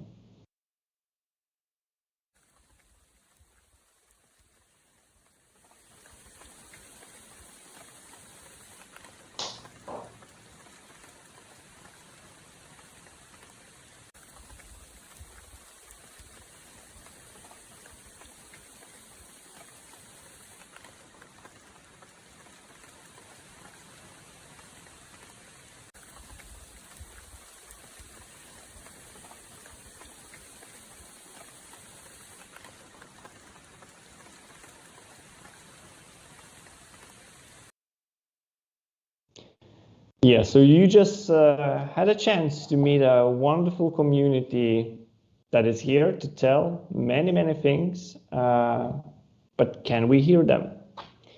So back to you, Dominykas. Thank you, Žemartas. I hope that the connection is right and you can hear me properly, because there's a lot of noise happening behind me. Because for the panel discussion, I went to the rooftop, the hotel rooftop bar that we created the identity of, and it again was recognized, and it was a very sensitive one. Neringa Hotel, sensitive in case because it has a huge history, and it was very, very important to be careful what to change and what not to. So I'm here, and as you can see behind me, it's Vilnius, and the rooftop from what you can see, a beautiful city. So come if you are not from Vilnius, visit, beautiful place. And Žemartas, I have a question to you. Usually we focus on negative aspects, aspects of what should be improved in terms of sustainability, in terms of community engagement, and so on. But maybe you could share with us some moments or maybe examples what is happening in Lithuania that promises that brighter future for us, and that can, have those glimpses of hope that the things are getting better in the sustainability realm, in the community's territory, engagement, and so on. So from your perspective, maybe some examples or few moments related to that. I think what is very important is the growth of eco-philosophy, so to say, and that kind of approach. Not necessarily, we do need and we have the knowledge of ecology, and this is very important that in the processes there are professional people from biology, neurology, any kind of nature people are invited into for instance, into development processes, into the processes when we develop parks, when we develop certain real estate places. But what is also very important that we invite people from social sciences and humanities, actually, because they have the tools and methods for that grasp of subjectivity. So this is, I think, a very nice trend which is happening all over the world, I would say, or at least in the EU for sure. how like European Commission is treating their proposals and their projects, and that they appreciate the transdisciplinary approach towards that. So I think this is a very good trend, and in a sense that we get to work a lot with different places actually, and that the clients understand the value of that keen wish to understand the subjectivities and different ones, and then unveil them. So I think this is the main kind of positive trend which is happening right now in the eco world, so to say, but coming from social sciences and humanities. Thank you, Žemartas. I mean, for the audience to understand, Žemartas, when he's talking from sustainability territory, is always keen on details and trying, to find places that has to be improved. So when he's talking about the things that are good, so they're really, really good. So it's the same related to Vilnius, which is beautiful, and so the things are getting better. We're working with in a sustainability territory, and we're finishing our keynote session with a keynote from Jonas, who will be talking about a very crucial and important and impactful case that we have been working recently, which is related to the Ukrainian city of Mariupol and the narrative of it and about the process. So it's a very impactful and very sensitive process that we have been through together with various stakeholders and urbanists like Pupa, Justina, that you will hear in the panel discussion. So Jonas, the floor is yours, and I see you changed the background. So you're in the office? I did. You changed, and me also changed. So, and I'm back in the office with our CEO sitting, and he's one of those who is viewing all the conference presentations. So the place is empty because it's after the work hours. It's evening in Vilnius, Lithuania. So yeah, as Dominykas said, I will bring you to different context. And by saying that, I do have even the slide which is says context, because for those who are not very familiar with Ukraine, with Mariupol city, what it is, what is the situation, which is looking from our perspective hard to believe, but the world is big. And there might be probably different perceptions.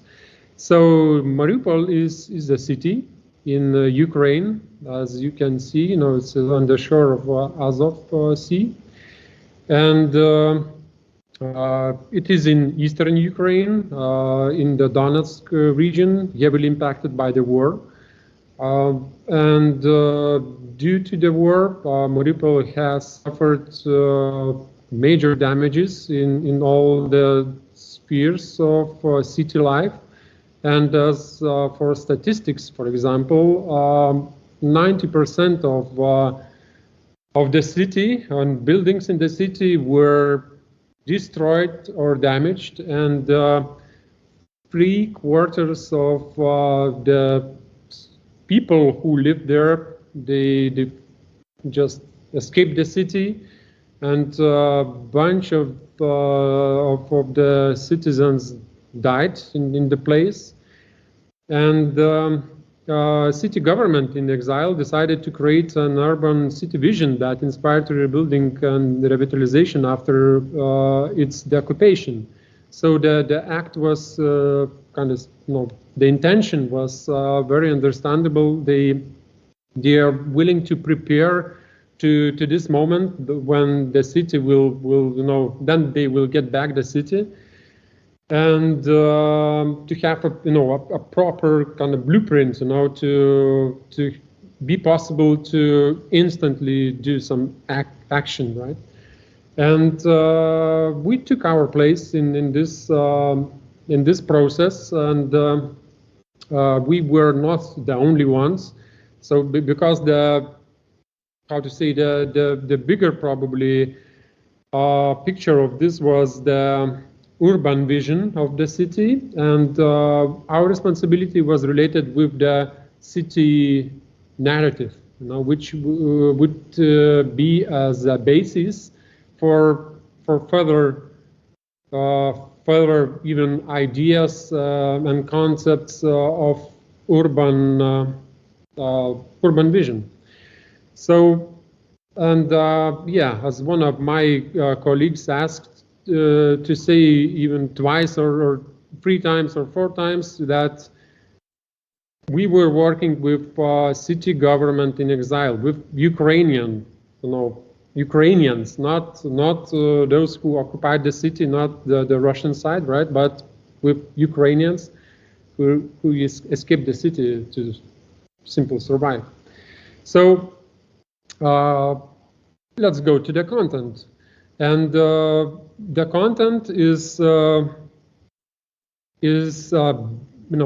all the narrative I will walk us through this presentation will be based on this dynamic flow of place branding by Kavaratsis and Hatch, which is probably the mostly used by explaining how the place identity works, and by using it as also as a framework how to work with the place identity. And you already saw this in Egle's presentation previously, and she explained a bit how those arrows works, but I will remind, and not necessarily all of you heard this information, that the place identity, it as you already can see,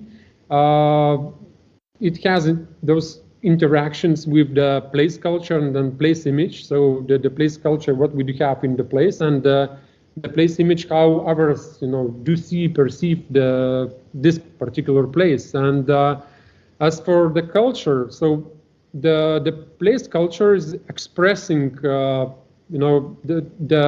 identity, and identity expresses in the kind of places cultural understandings, and what they do have there.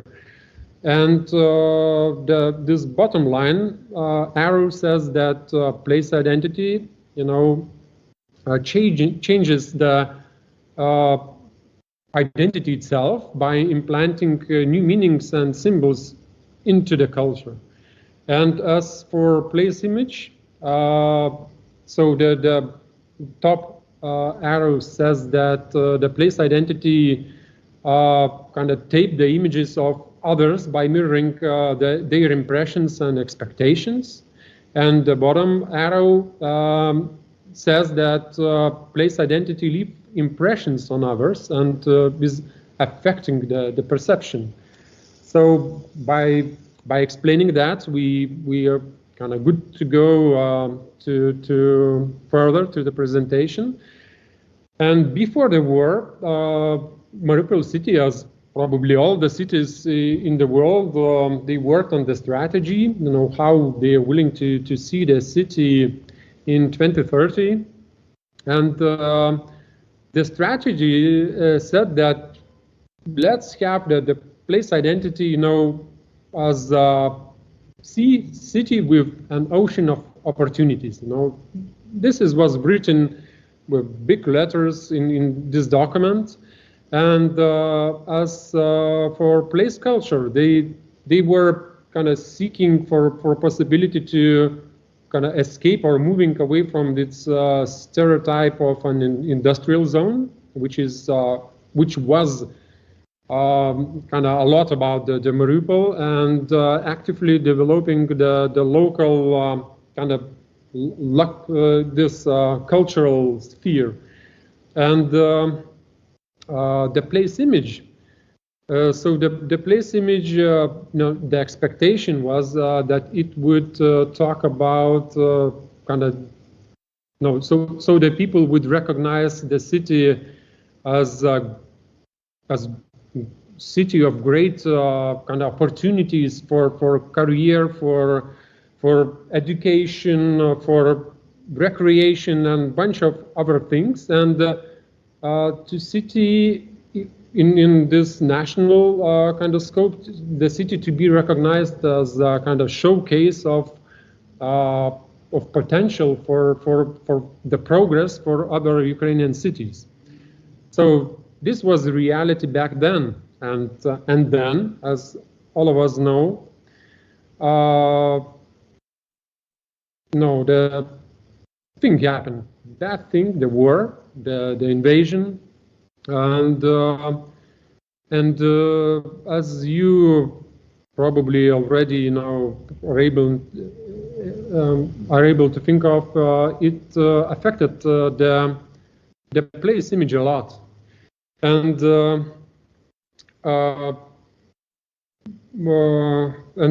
affected in a way that those arrows which are coming, from those two different sides, from the culture and the image, they are not efficient anymore. So the image started affecting those sides because the reality became such.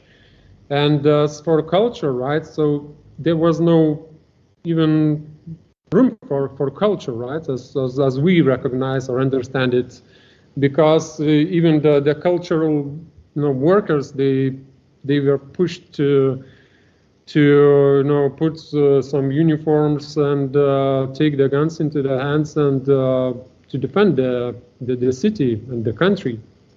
And as for this image, so Mariupol, because of this defensive spirit, and you probably know the story about the Azovstal and the troop which was in the territory and were defending until, I don't know, for very long, until the last, I don't know how to express this thing.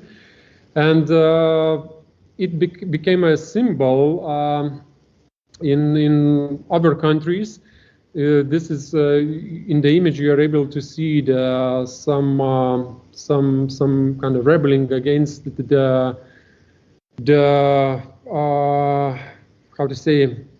against the energy, buying energy from Russia in Germany. So people took the Mariupol as a symbol, right? So this post is saying I am Mariupol, right? But it is not necessary, takes long, because the upcoming image is kind of the grave, the cemetery, the big cemetery, which city is became too, and this image is kind of remains, and when we are looking forward, which the intention of all the project was that definitely the sooner the better the city will be deoccupied and Ukraine will win the war, and we will be pushed to bring back this template of dynamic flow of place branding, and by having this city identity as a city with an ocean of opportunities, as you probably already can feel, it is not working anymore, right? Because the context changed a lot. Changed because of we know why, and that's probably the aspect which pushed us to think of some some different approach we need to bring as a city narrative, so it would empower people. It would bring some I don't know, some good, goodwill, good expectations about the future of city. So that's why the narrative of the city turned into those words. Mariupol is the reason, and this is even the suggestion for the slogan of the city, because we even were thinking about the city not necessarily as a location, some particular location, but as more as a phenomenon. Even be able to relocate it in a sense, so it would not be related with all the things that happened there, with some, of course, but not all of them, and with the possibility to work on those further interpretations. Mariupol is the reason for what? So when we are talking about the culture, so it is the reason to imagine, to create a bunch of other things. And when we are talking about the image, so for those who escaped, right? So it's Mariupol is the reason to return. When we are talking about those who are looking, for those possibilities city was looking before the war. So maybe Mariupol is the reason to invest. Or maybe Mariupol is the reason to become a new home, right? So it's the reason for a bunch of stakeholders and different reasons. And the thing is that as this diagram is saying that this is dynamic flow, right? And the time is going, and the thing is that the situation, the context back then when we were working, it was basically 1 year ago, was as it was, and now city is being occupied for a while, and other things are happening, and other layers are covering, different layers are starting to cover the city. And as for example, this is the city sign in the entrance to the city, and as you can recognize, it is painted into the colors of the Russian flag, right? So, and Russians are populating the city. They are started to rebuild or building some buildings from the scratch with their own concept, right? So it is very likely that probably even the narrative and the urban vision will be pushed to rethink or review, and to be able for us to be able to recognize if it fits this particular situation Ukrainian will get after the occupation. Okay, so that's all from my side, and Dominykas, I'm giving you the mic back. Yeah, the mic is here. I see people are celebrating different things. I don't know, maybe the event of ours also. But people are celebrating in Vilnius now. Jonas, I have a question to you, because together we were involved in many more, and Eglė and Justina that's really here from in the whole process. I remember for me, one of the moments that was very moving was that when we did the stakeholder engagement, what happened that people from Ukraine, different stakeholders who have who it was difficult for them to travel here. We have different contexts and backgrounds and situations, just for the reason to have their voice heard, to be a part of this new vision. They came to Vilnius for this event, for two-day workshop that we held and facilitated. So it was, for me, it was moving, because sometimes even in Lithuania, we work with, city municipalities, and mayors or their administrations are, for them, difficult to find time, to have a meeting. And here people from far abroad with difficult situations moved here. And for you, maybe you remember certain moments during that process that moved you too.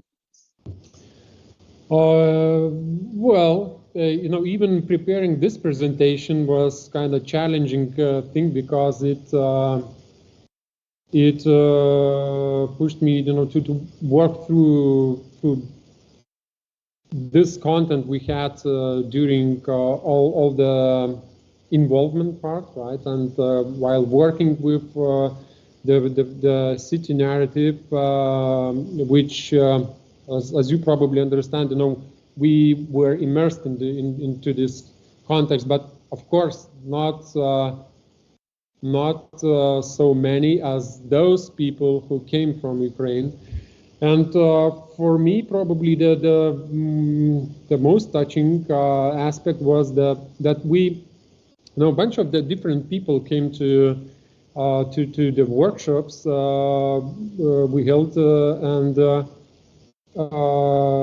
we invited also those previous citizens of Mariupol. Citizens, maybe not the best word to describe those people who lived in Mariupol city, right?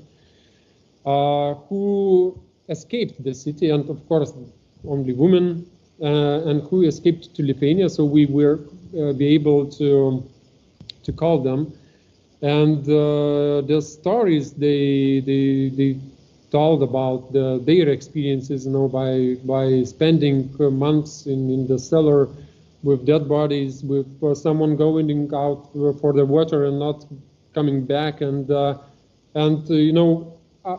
for us to be able to witness, how this emotion is affecting the people during the workshop, and this was one of the aspects we didn't thought of, because of the lack of experience, and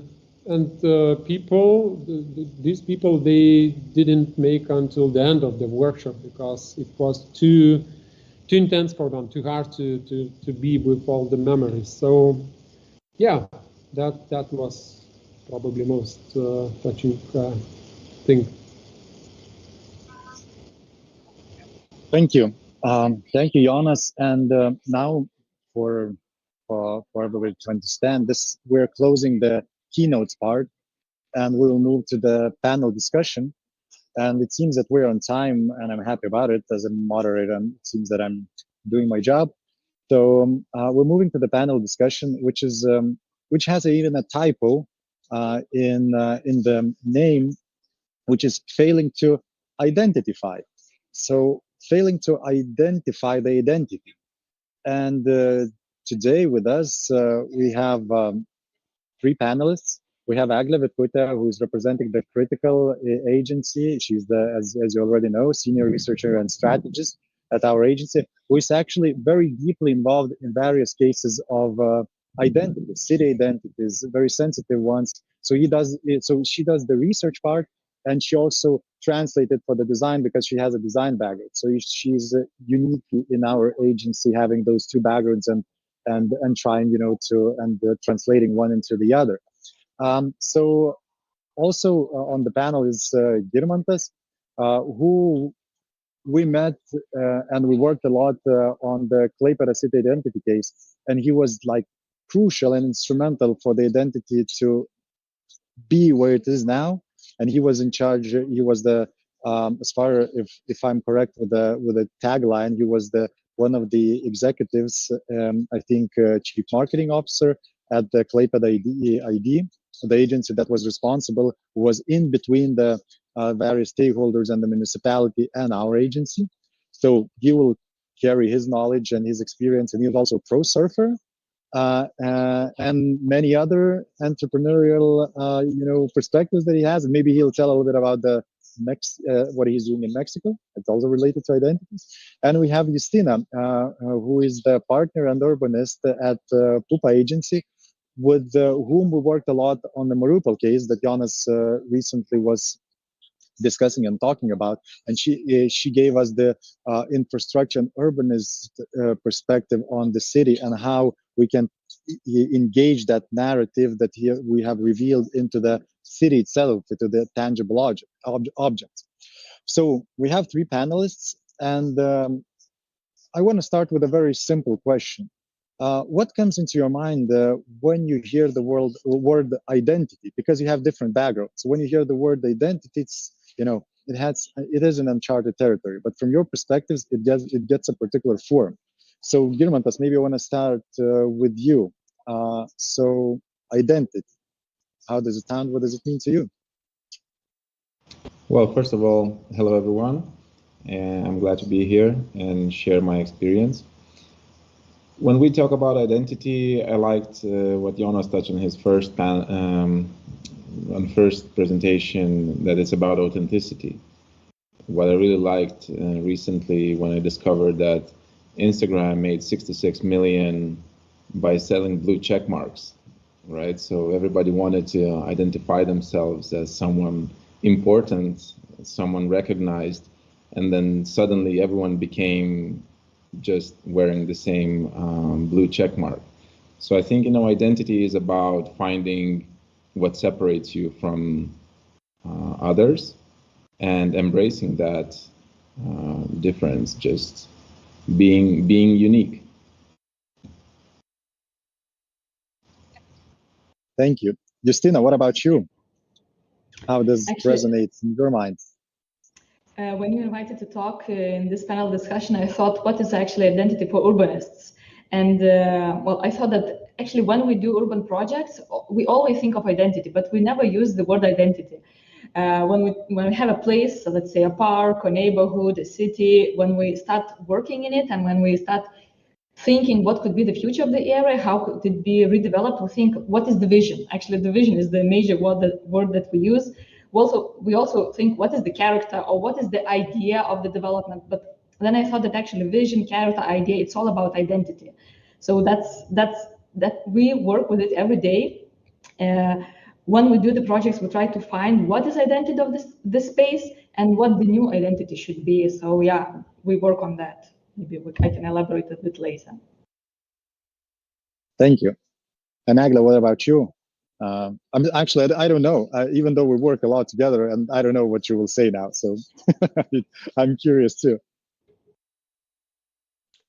Well, in a way, it depends a lot in which context we talk about identity, because we talk about identity when we talk about ourselves, when we talk about the cities, organizations, and etc. But similarly, like Girmantas said, I also think that it's a set of particular features that make an object, a subject, distinctive from its surroundings, from elements like similar to that one. But I don't see identity as a fixed thing. Basically, I see it more as a dynamic essence of different dimensions.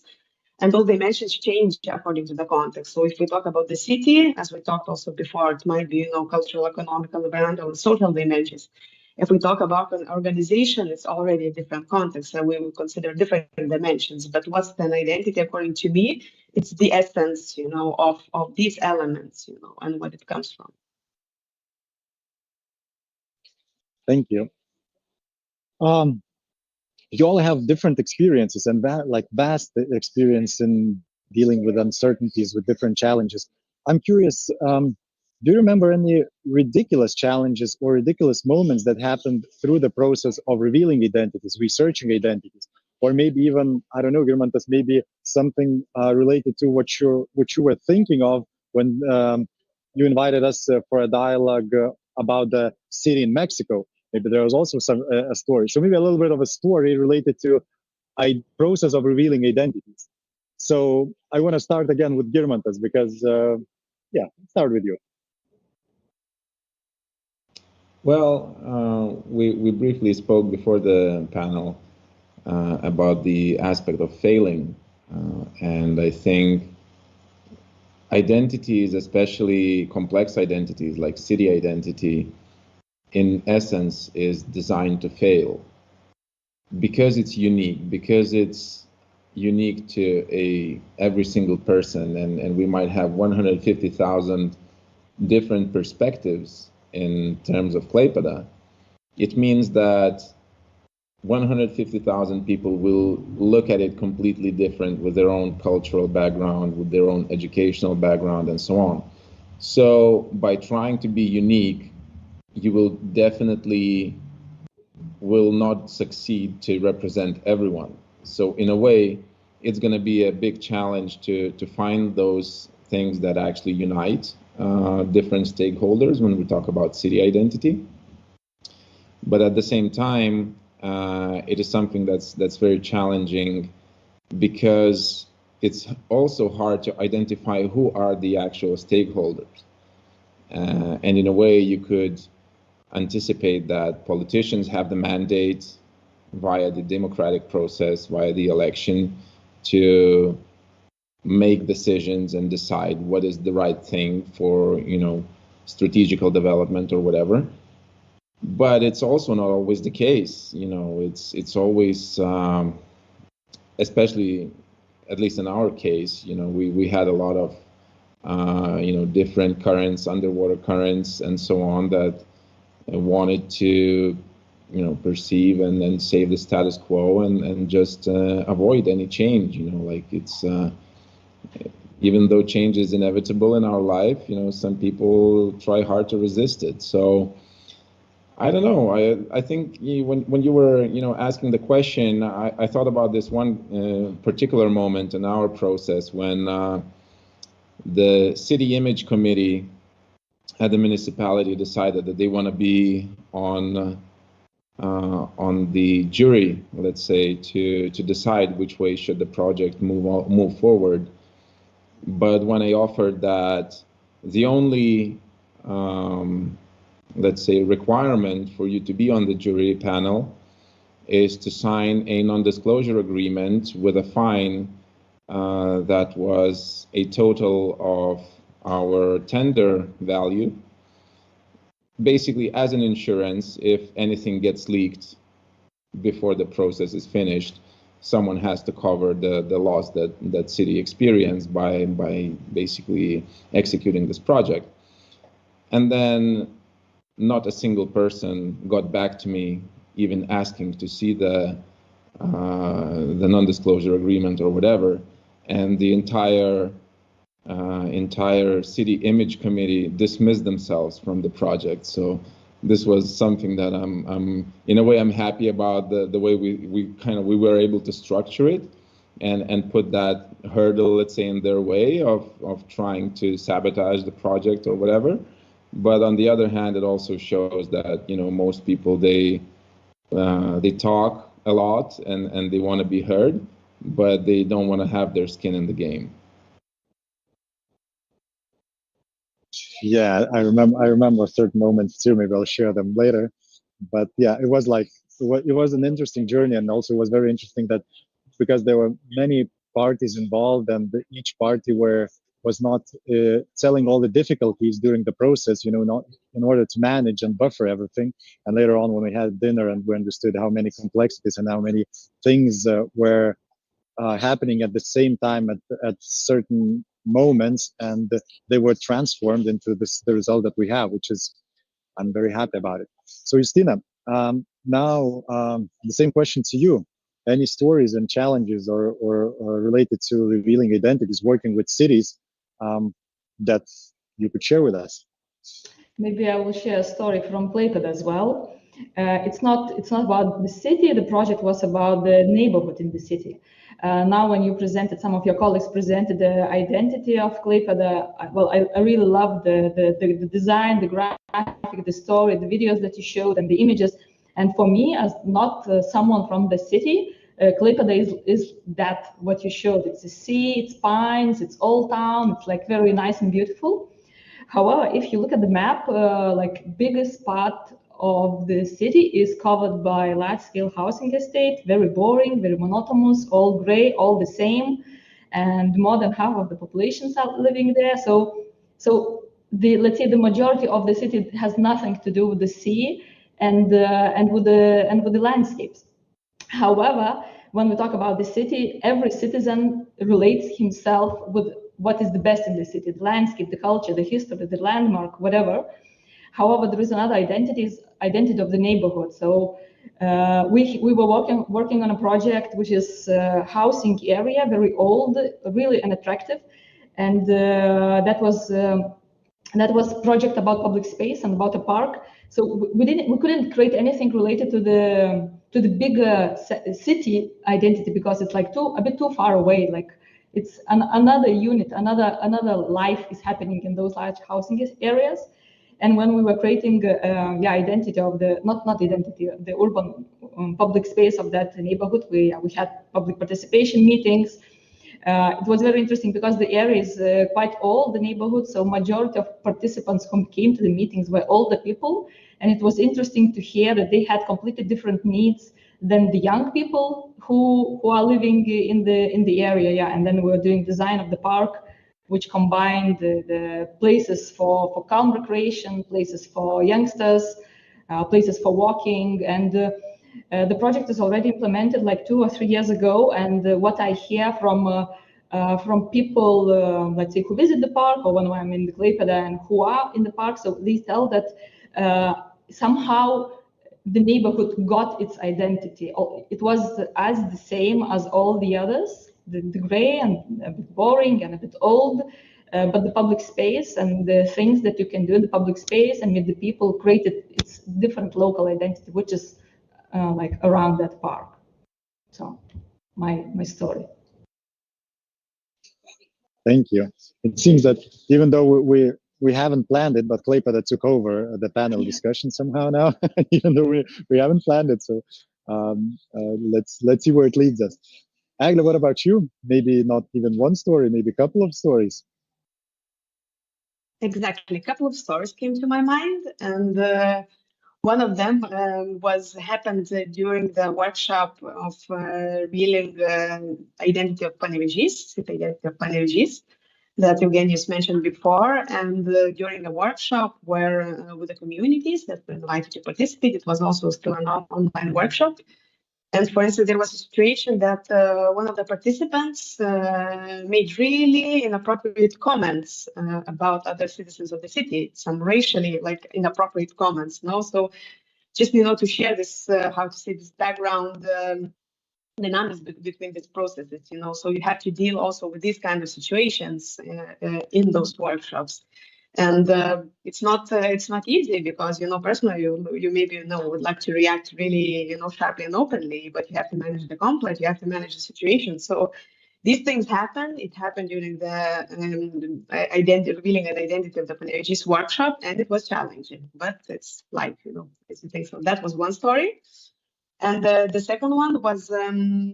Just maybe a bit more positive one during the workshop that actually we did together with you, Dominykai, when we were working on the Klaipėda identity case.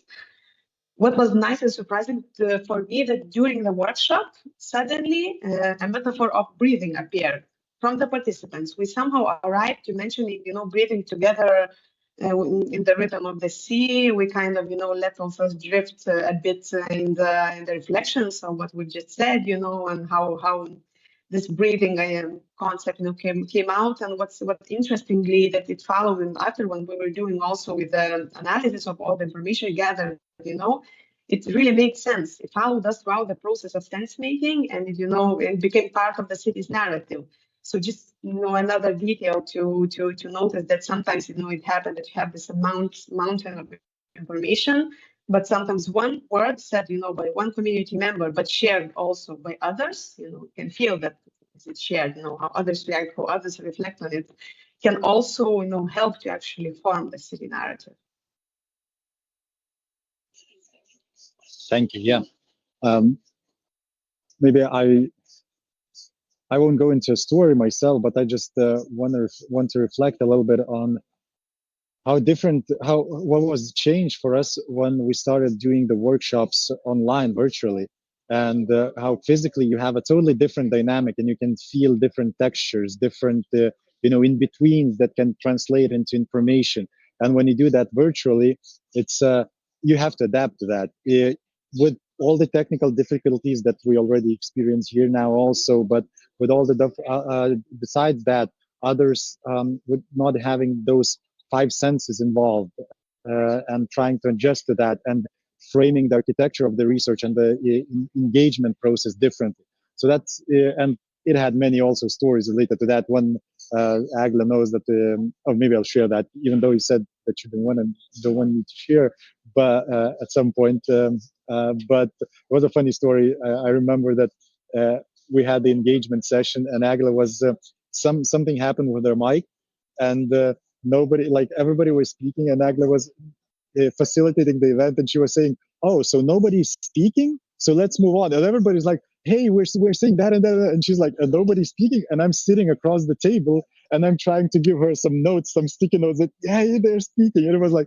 "Oh no, I wasn't there. I was texting to Eugenijus for him to give the notes to Eglė."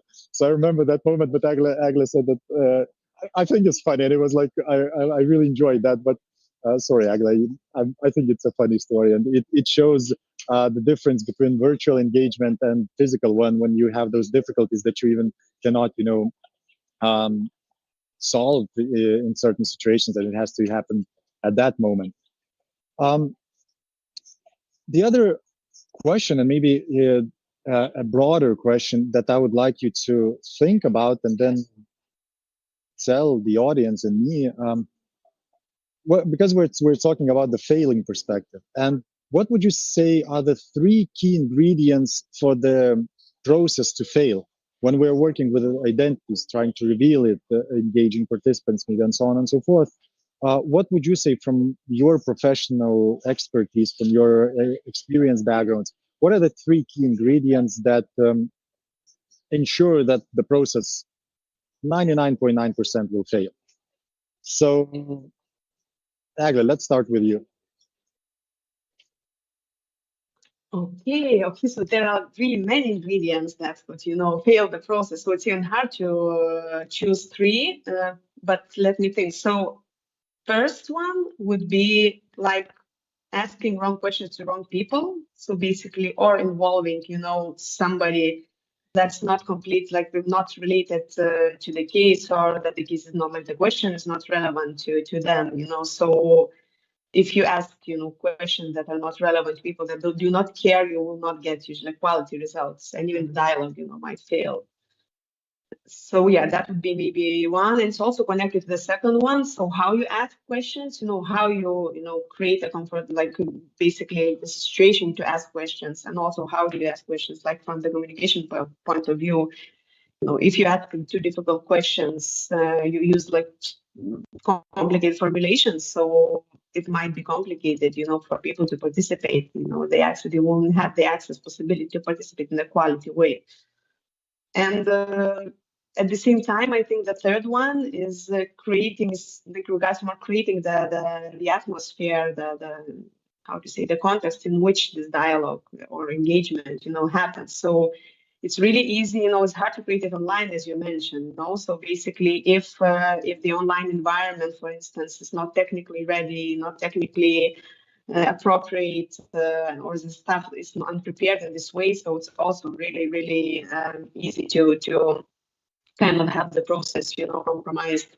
And at the same time, in the physical space, it's nice to do workshops and engagement in different contexts, but being in the space always means that you're in interaction with the space, with the surroundings, with people around. So there might, some unexpected things happen all the time, like, so yeah, basically that may be 3 aspects. Thank you. Justina, what about you? Very funny question, because usually you would expect a question, how not to fail, the 3 tips and tricks. So while Eglė was talking, I thought of some that leads to failing. So the first one, I would say, let's say in my profession, and I came although I'm urbanist now, but my background is architecture. So the first failing is if you come with too big architect's ambition. Well, we are taught in architecture university that everyone wants to be a star architect and to be something like, to build something like huge and that everyone can remember. So if you come to a place, to a city, to a client, to a neighborhood, whatever, with the idea and this ambition to do something grand and big, probably you will fail. So that's my first failing lesson. The other one, then I thought that not listening enough and not hearing would be fail, but actually then I thought listening to the loudest speaking ones it's also about failing. And I remembered one case on the project in Gargždai. It's a smaller town next to Klaipėda. We were doing regeneration plan for the city center, and the city center has very big market. And we're doing this public participation events. Everyone was talking what they want to see in the city, how they want city center to change, and basically they wanted it to change from like huge parking areas in the city into lively urban small town. But then in the events we had meeting with the market community, people who are selling things in the market, and the market is like really simple. So people are selling like vegetables, shoes, Chinese clothes, like whatever.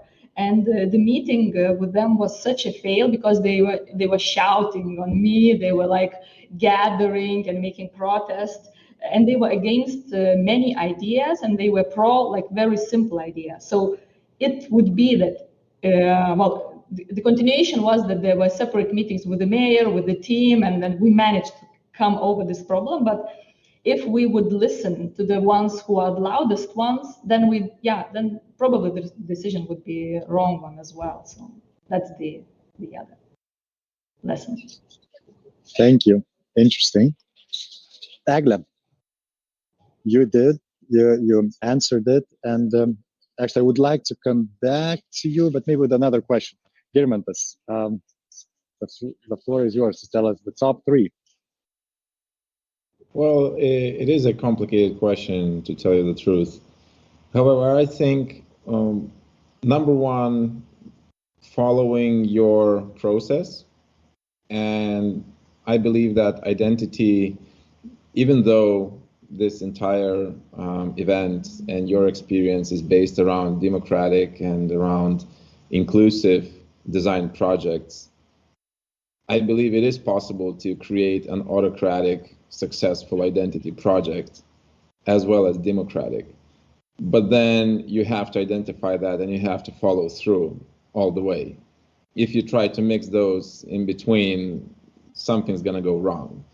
Like if you try to pretend being democratic but actually are doing it autocratically, it's gonna be wrong. And if you pretend to be, to have the authority, but you don't have it, it's also going to go wrong. So I think following the process and having a clear structure is number one way to prevent failure.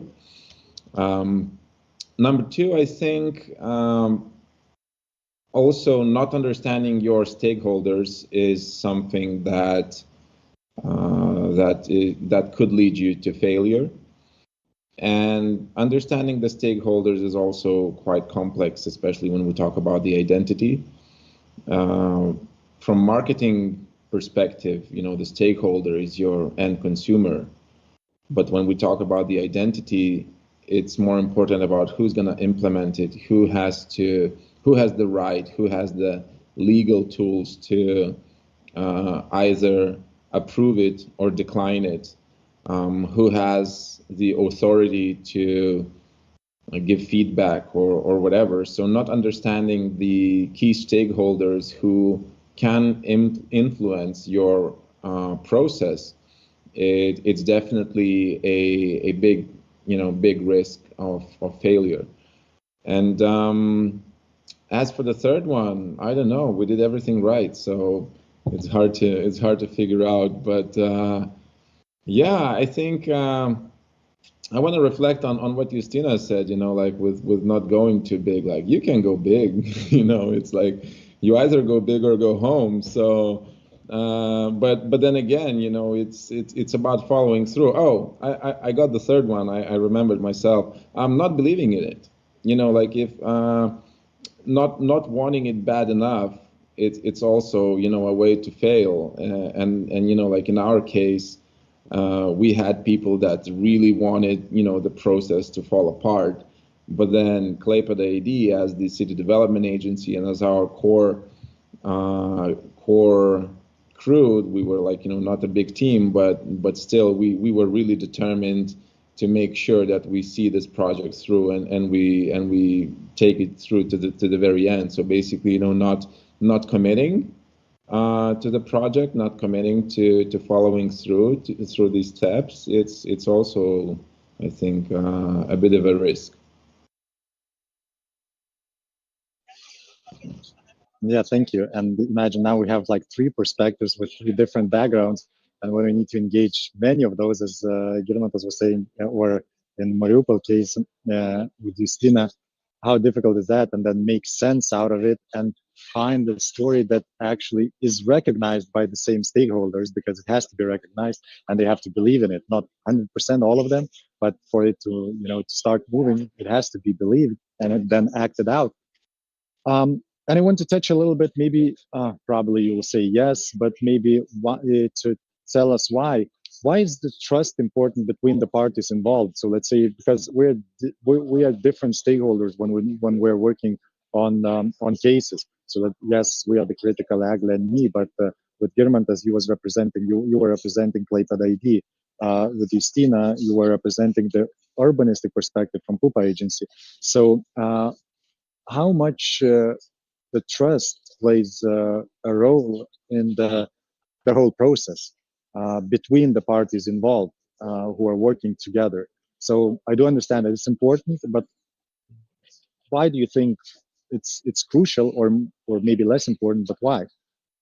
So Justina, maybe I want to start with you, and you can tell, you know, from the work that we're doing together, maybe as an example.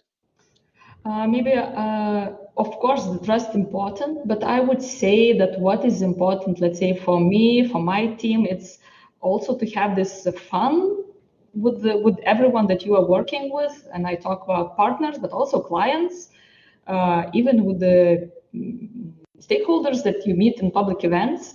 So this fun, and also I don't know how it's in English, like sympathy, that you like the people that you are meeting, that you admire them. If it's a mayor or I don't know, city architect or designers that you are collaborating. So I think nowadays working with people and having a nice time for me and for our team is equally important as delivering good product. But maybe it relates all together, because when you work with people that you somehow have contact, then you enjoy the project more, you enjoy the process more, and then you're more enthusiastic, and the result is usually more enthusiastic. And then I would add that if people trust you less, or if they like the result less, with your enthusiasm, you can prove them that the result, let's say, is good or is worth. That's my idea. I'm happy to hear that. Eglė, what about you? So thank you for the question, Dominique. Yeah, so thank you for the question. Why do you think the trust is important between partners working together in this process? Well, first of all, I'm really happy about the question, because as you know, actually the reason why we're here in Oslo is because we're doing an international project about trust making and empowering youth, trusting youth to become change makers of the city and to participate in a more quality way in city planning. And just again, from the Oslo experience, you know, we noticed that, for instance, in Oslo and Norway, there are different, like trust manifests itself in very different ways. For instance, you go to pay, you know, with a bank card, and you have to insert the sum of the money yourself. You know, you can see it, but I mean, like people trust, you know, you have to insert the number. So what I was just connecting, you know, and kind of motivating why the topic is important. But to answer to your question in a more direct way, I think and I believe that trust as an exchange of feeling towards, you know, in between different stakeholders, actors, is fundamental to empower them. Trust empowers. So if I feel trusted, I feel, how to say, more willing maybe to share my opinions, my ideas, or something else. If I trust somebody else, I maybe open up in a more easy way. So trust empowers to act, to tell, and actions and really sincere communication then, makes a change basically. So it's something that, in between, in the air, in the context, small things, kind of makes trust manifest in different contexts, but it empowers in a very different way in different contexts. Yeah, empowering each other when trusting each other is crucial, because many challenges appear during the process, as Girmantas was telling in also Klaipėda's case. So I'm happy that we're here together, that Girmantas, Justina are joining us for this panel. So we're in a good relationship, so we trust each other, even though they didn't know a lot about the panel. They came and trusted us, to participate, and that everything will be fine. And Girmantas, now the floor is to you. The mic is to you. What do you think? Why the trust is important? Well, from our perspective and the project that we did together, it was primarily extremely politically charged and sensitive, even I could say fragile project. So it was quite important to trust the partners and to explain that fragility to the interested parties who are involved in the project, to basically ensure that we are able to follow through, to follow the process and complete the project in a way that we aimed to achieve it. So I think that trust was also really important, but at the same time, I believe that this mutual trust is something that's crucial for a successful project, because the way I trust the designers that they're going to do their best, the same I would expect from the other team, that they know that I'm doing my best to make sure that this project is coming through and this project is going to be successful. And let's say both parties don't know half of the story. Both parties know only their part of the story. But building that trust and trusting your partners that you're in this together is something that enables to achieve those results and to achieve those award-winning results. So I think building that trust early in the process is very important. Thank you. My questions are done. I have more, but probably not for today. I want now to give them more to each each one of you, just to wish something for the audience, who will probably in one way or the other will be related to revealing identity, designing it, researching it, managing the process. So just not an advice, just a wish for them to carry with them. So Eglė. Okay, maybe it could be like, go where the things happen. So be the context where things happen. Listen to people who care about the topics that you are working with, or you want to change, make a change. That would be, I guess, the main wish that I could. Also, the third one, be brave. Yeah, because you need to have some bravery also to to approach and to kind of face the complexity that those engagement processes put you in. But yeah, that would be my recipe, I guess. Thank you. Justina.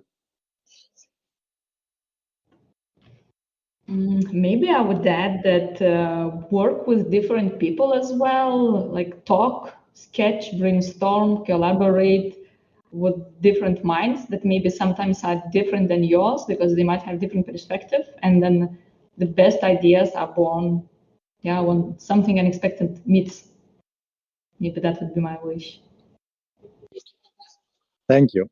Girmantas.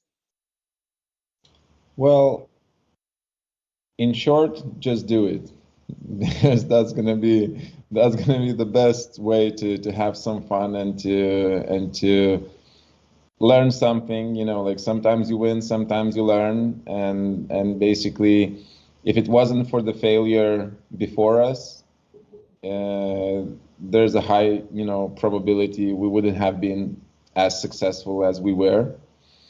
Funny story, when I joined Klaipėda AD team, we were discussing with the team like, hey guys, we have to think of something extraordinary for Klaipėda. We have to put Klaipėda on the map, or, like come up with some, crazy marketing ideas, to have some international recognition awards or whatever.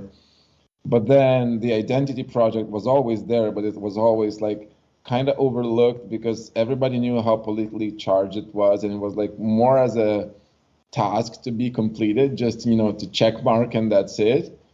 But then at the end of the day, when we found the right partners and we found the right process and we followed through, we ended up creating that award-winning result.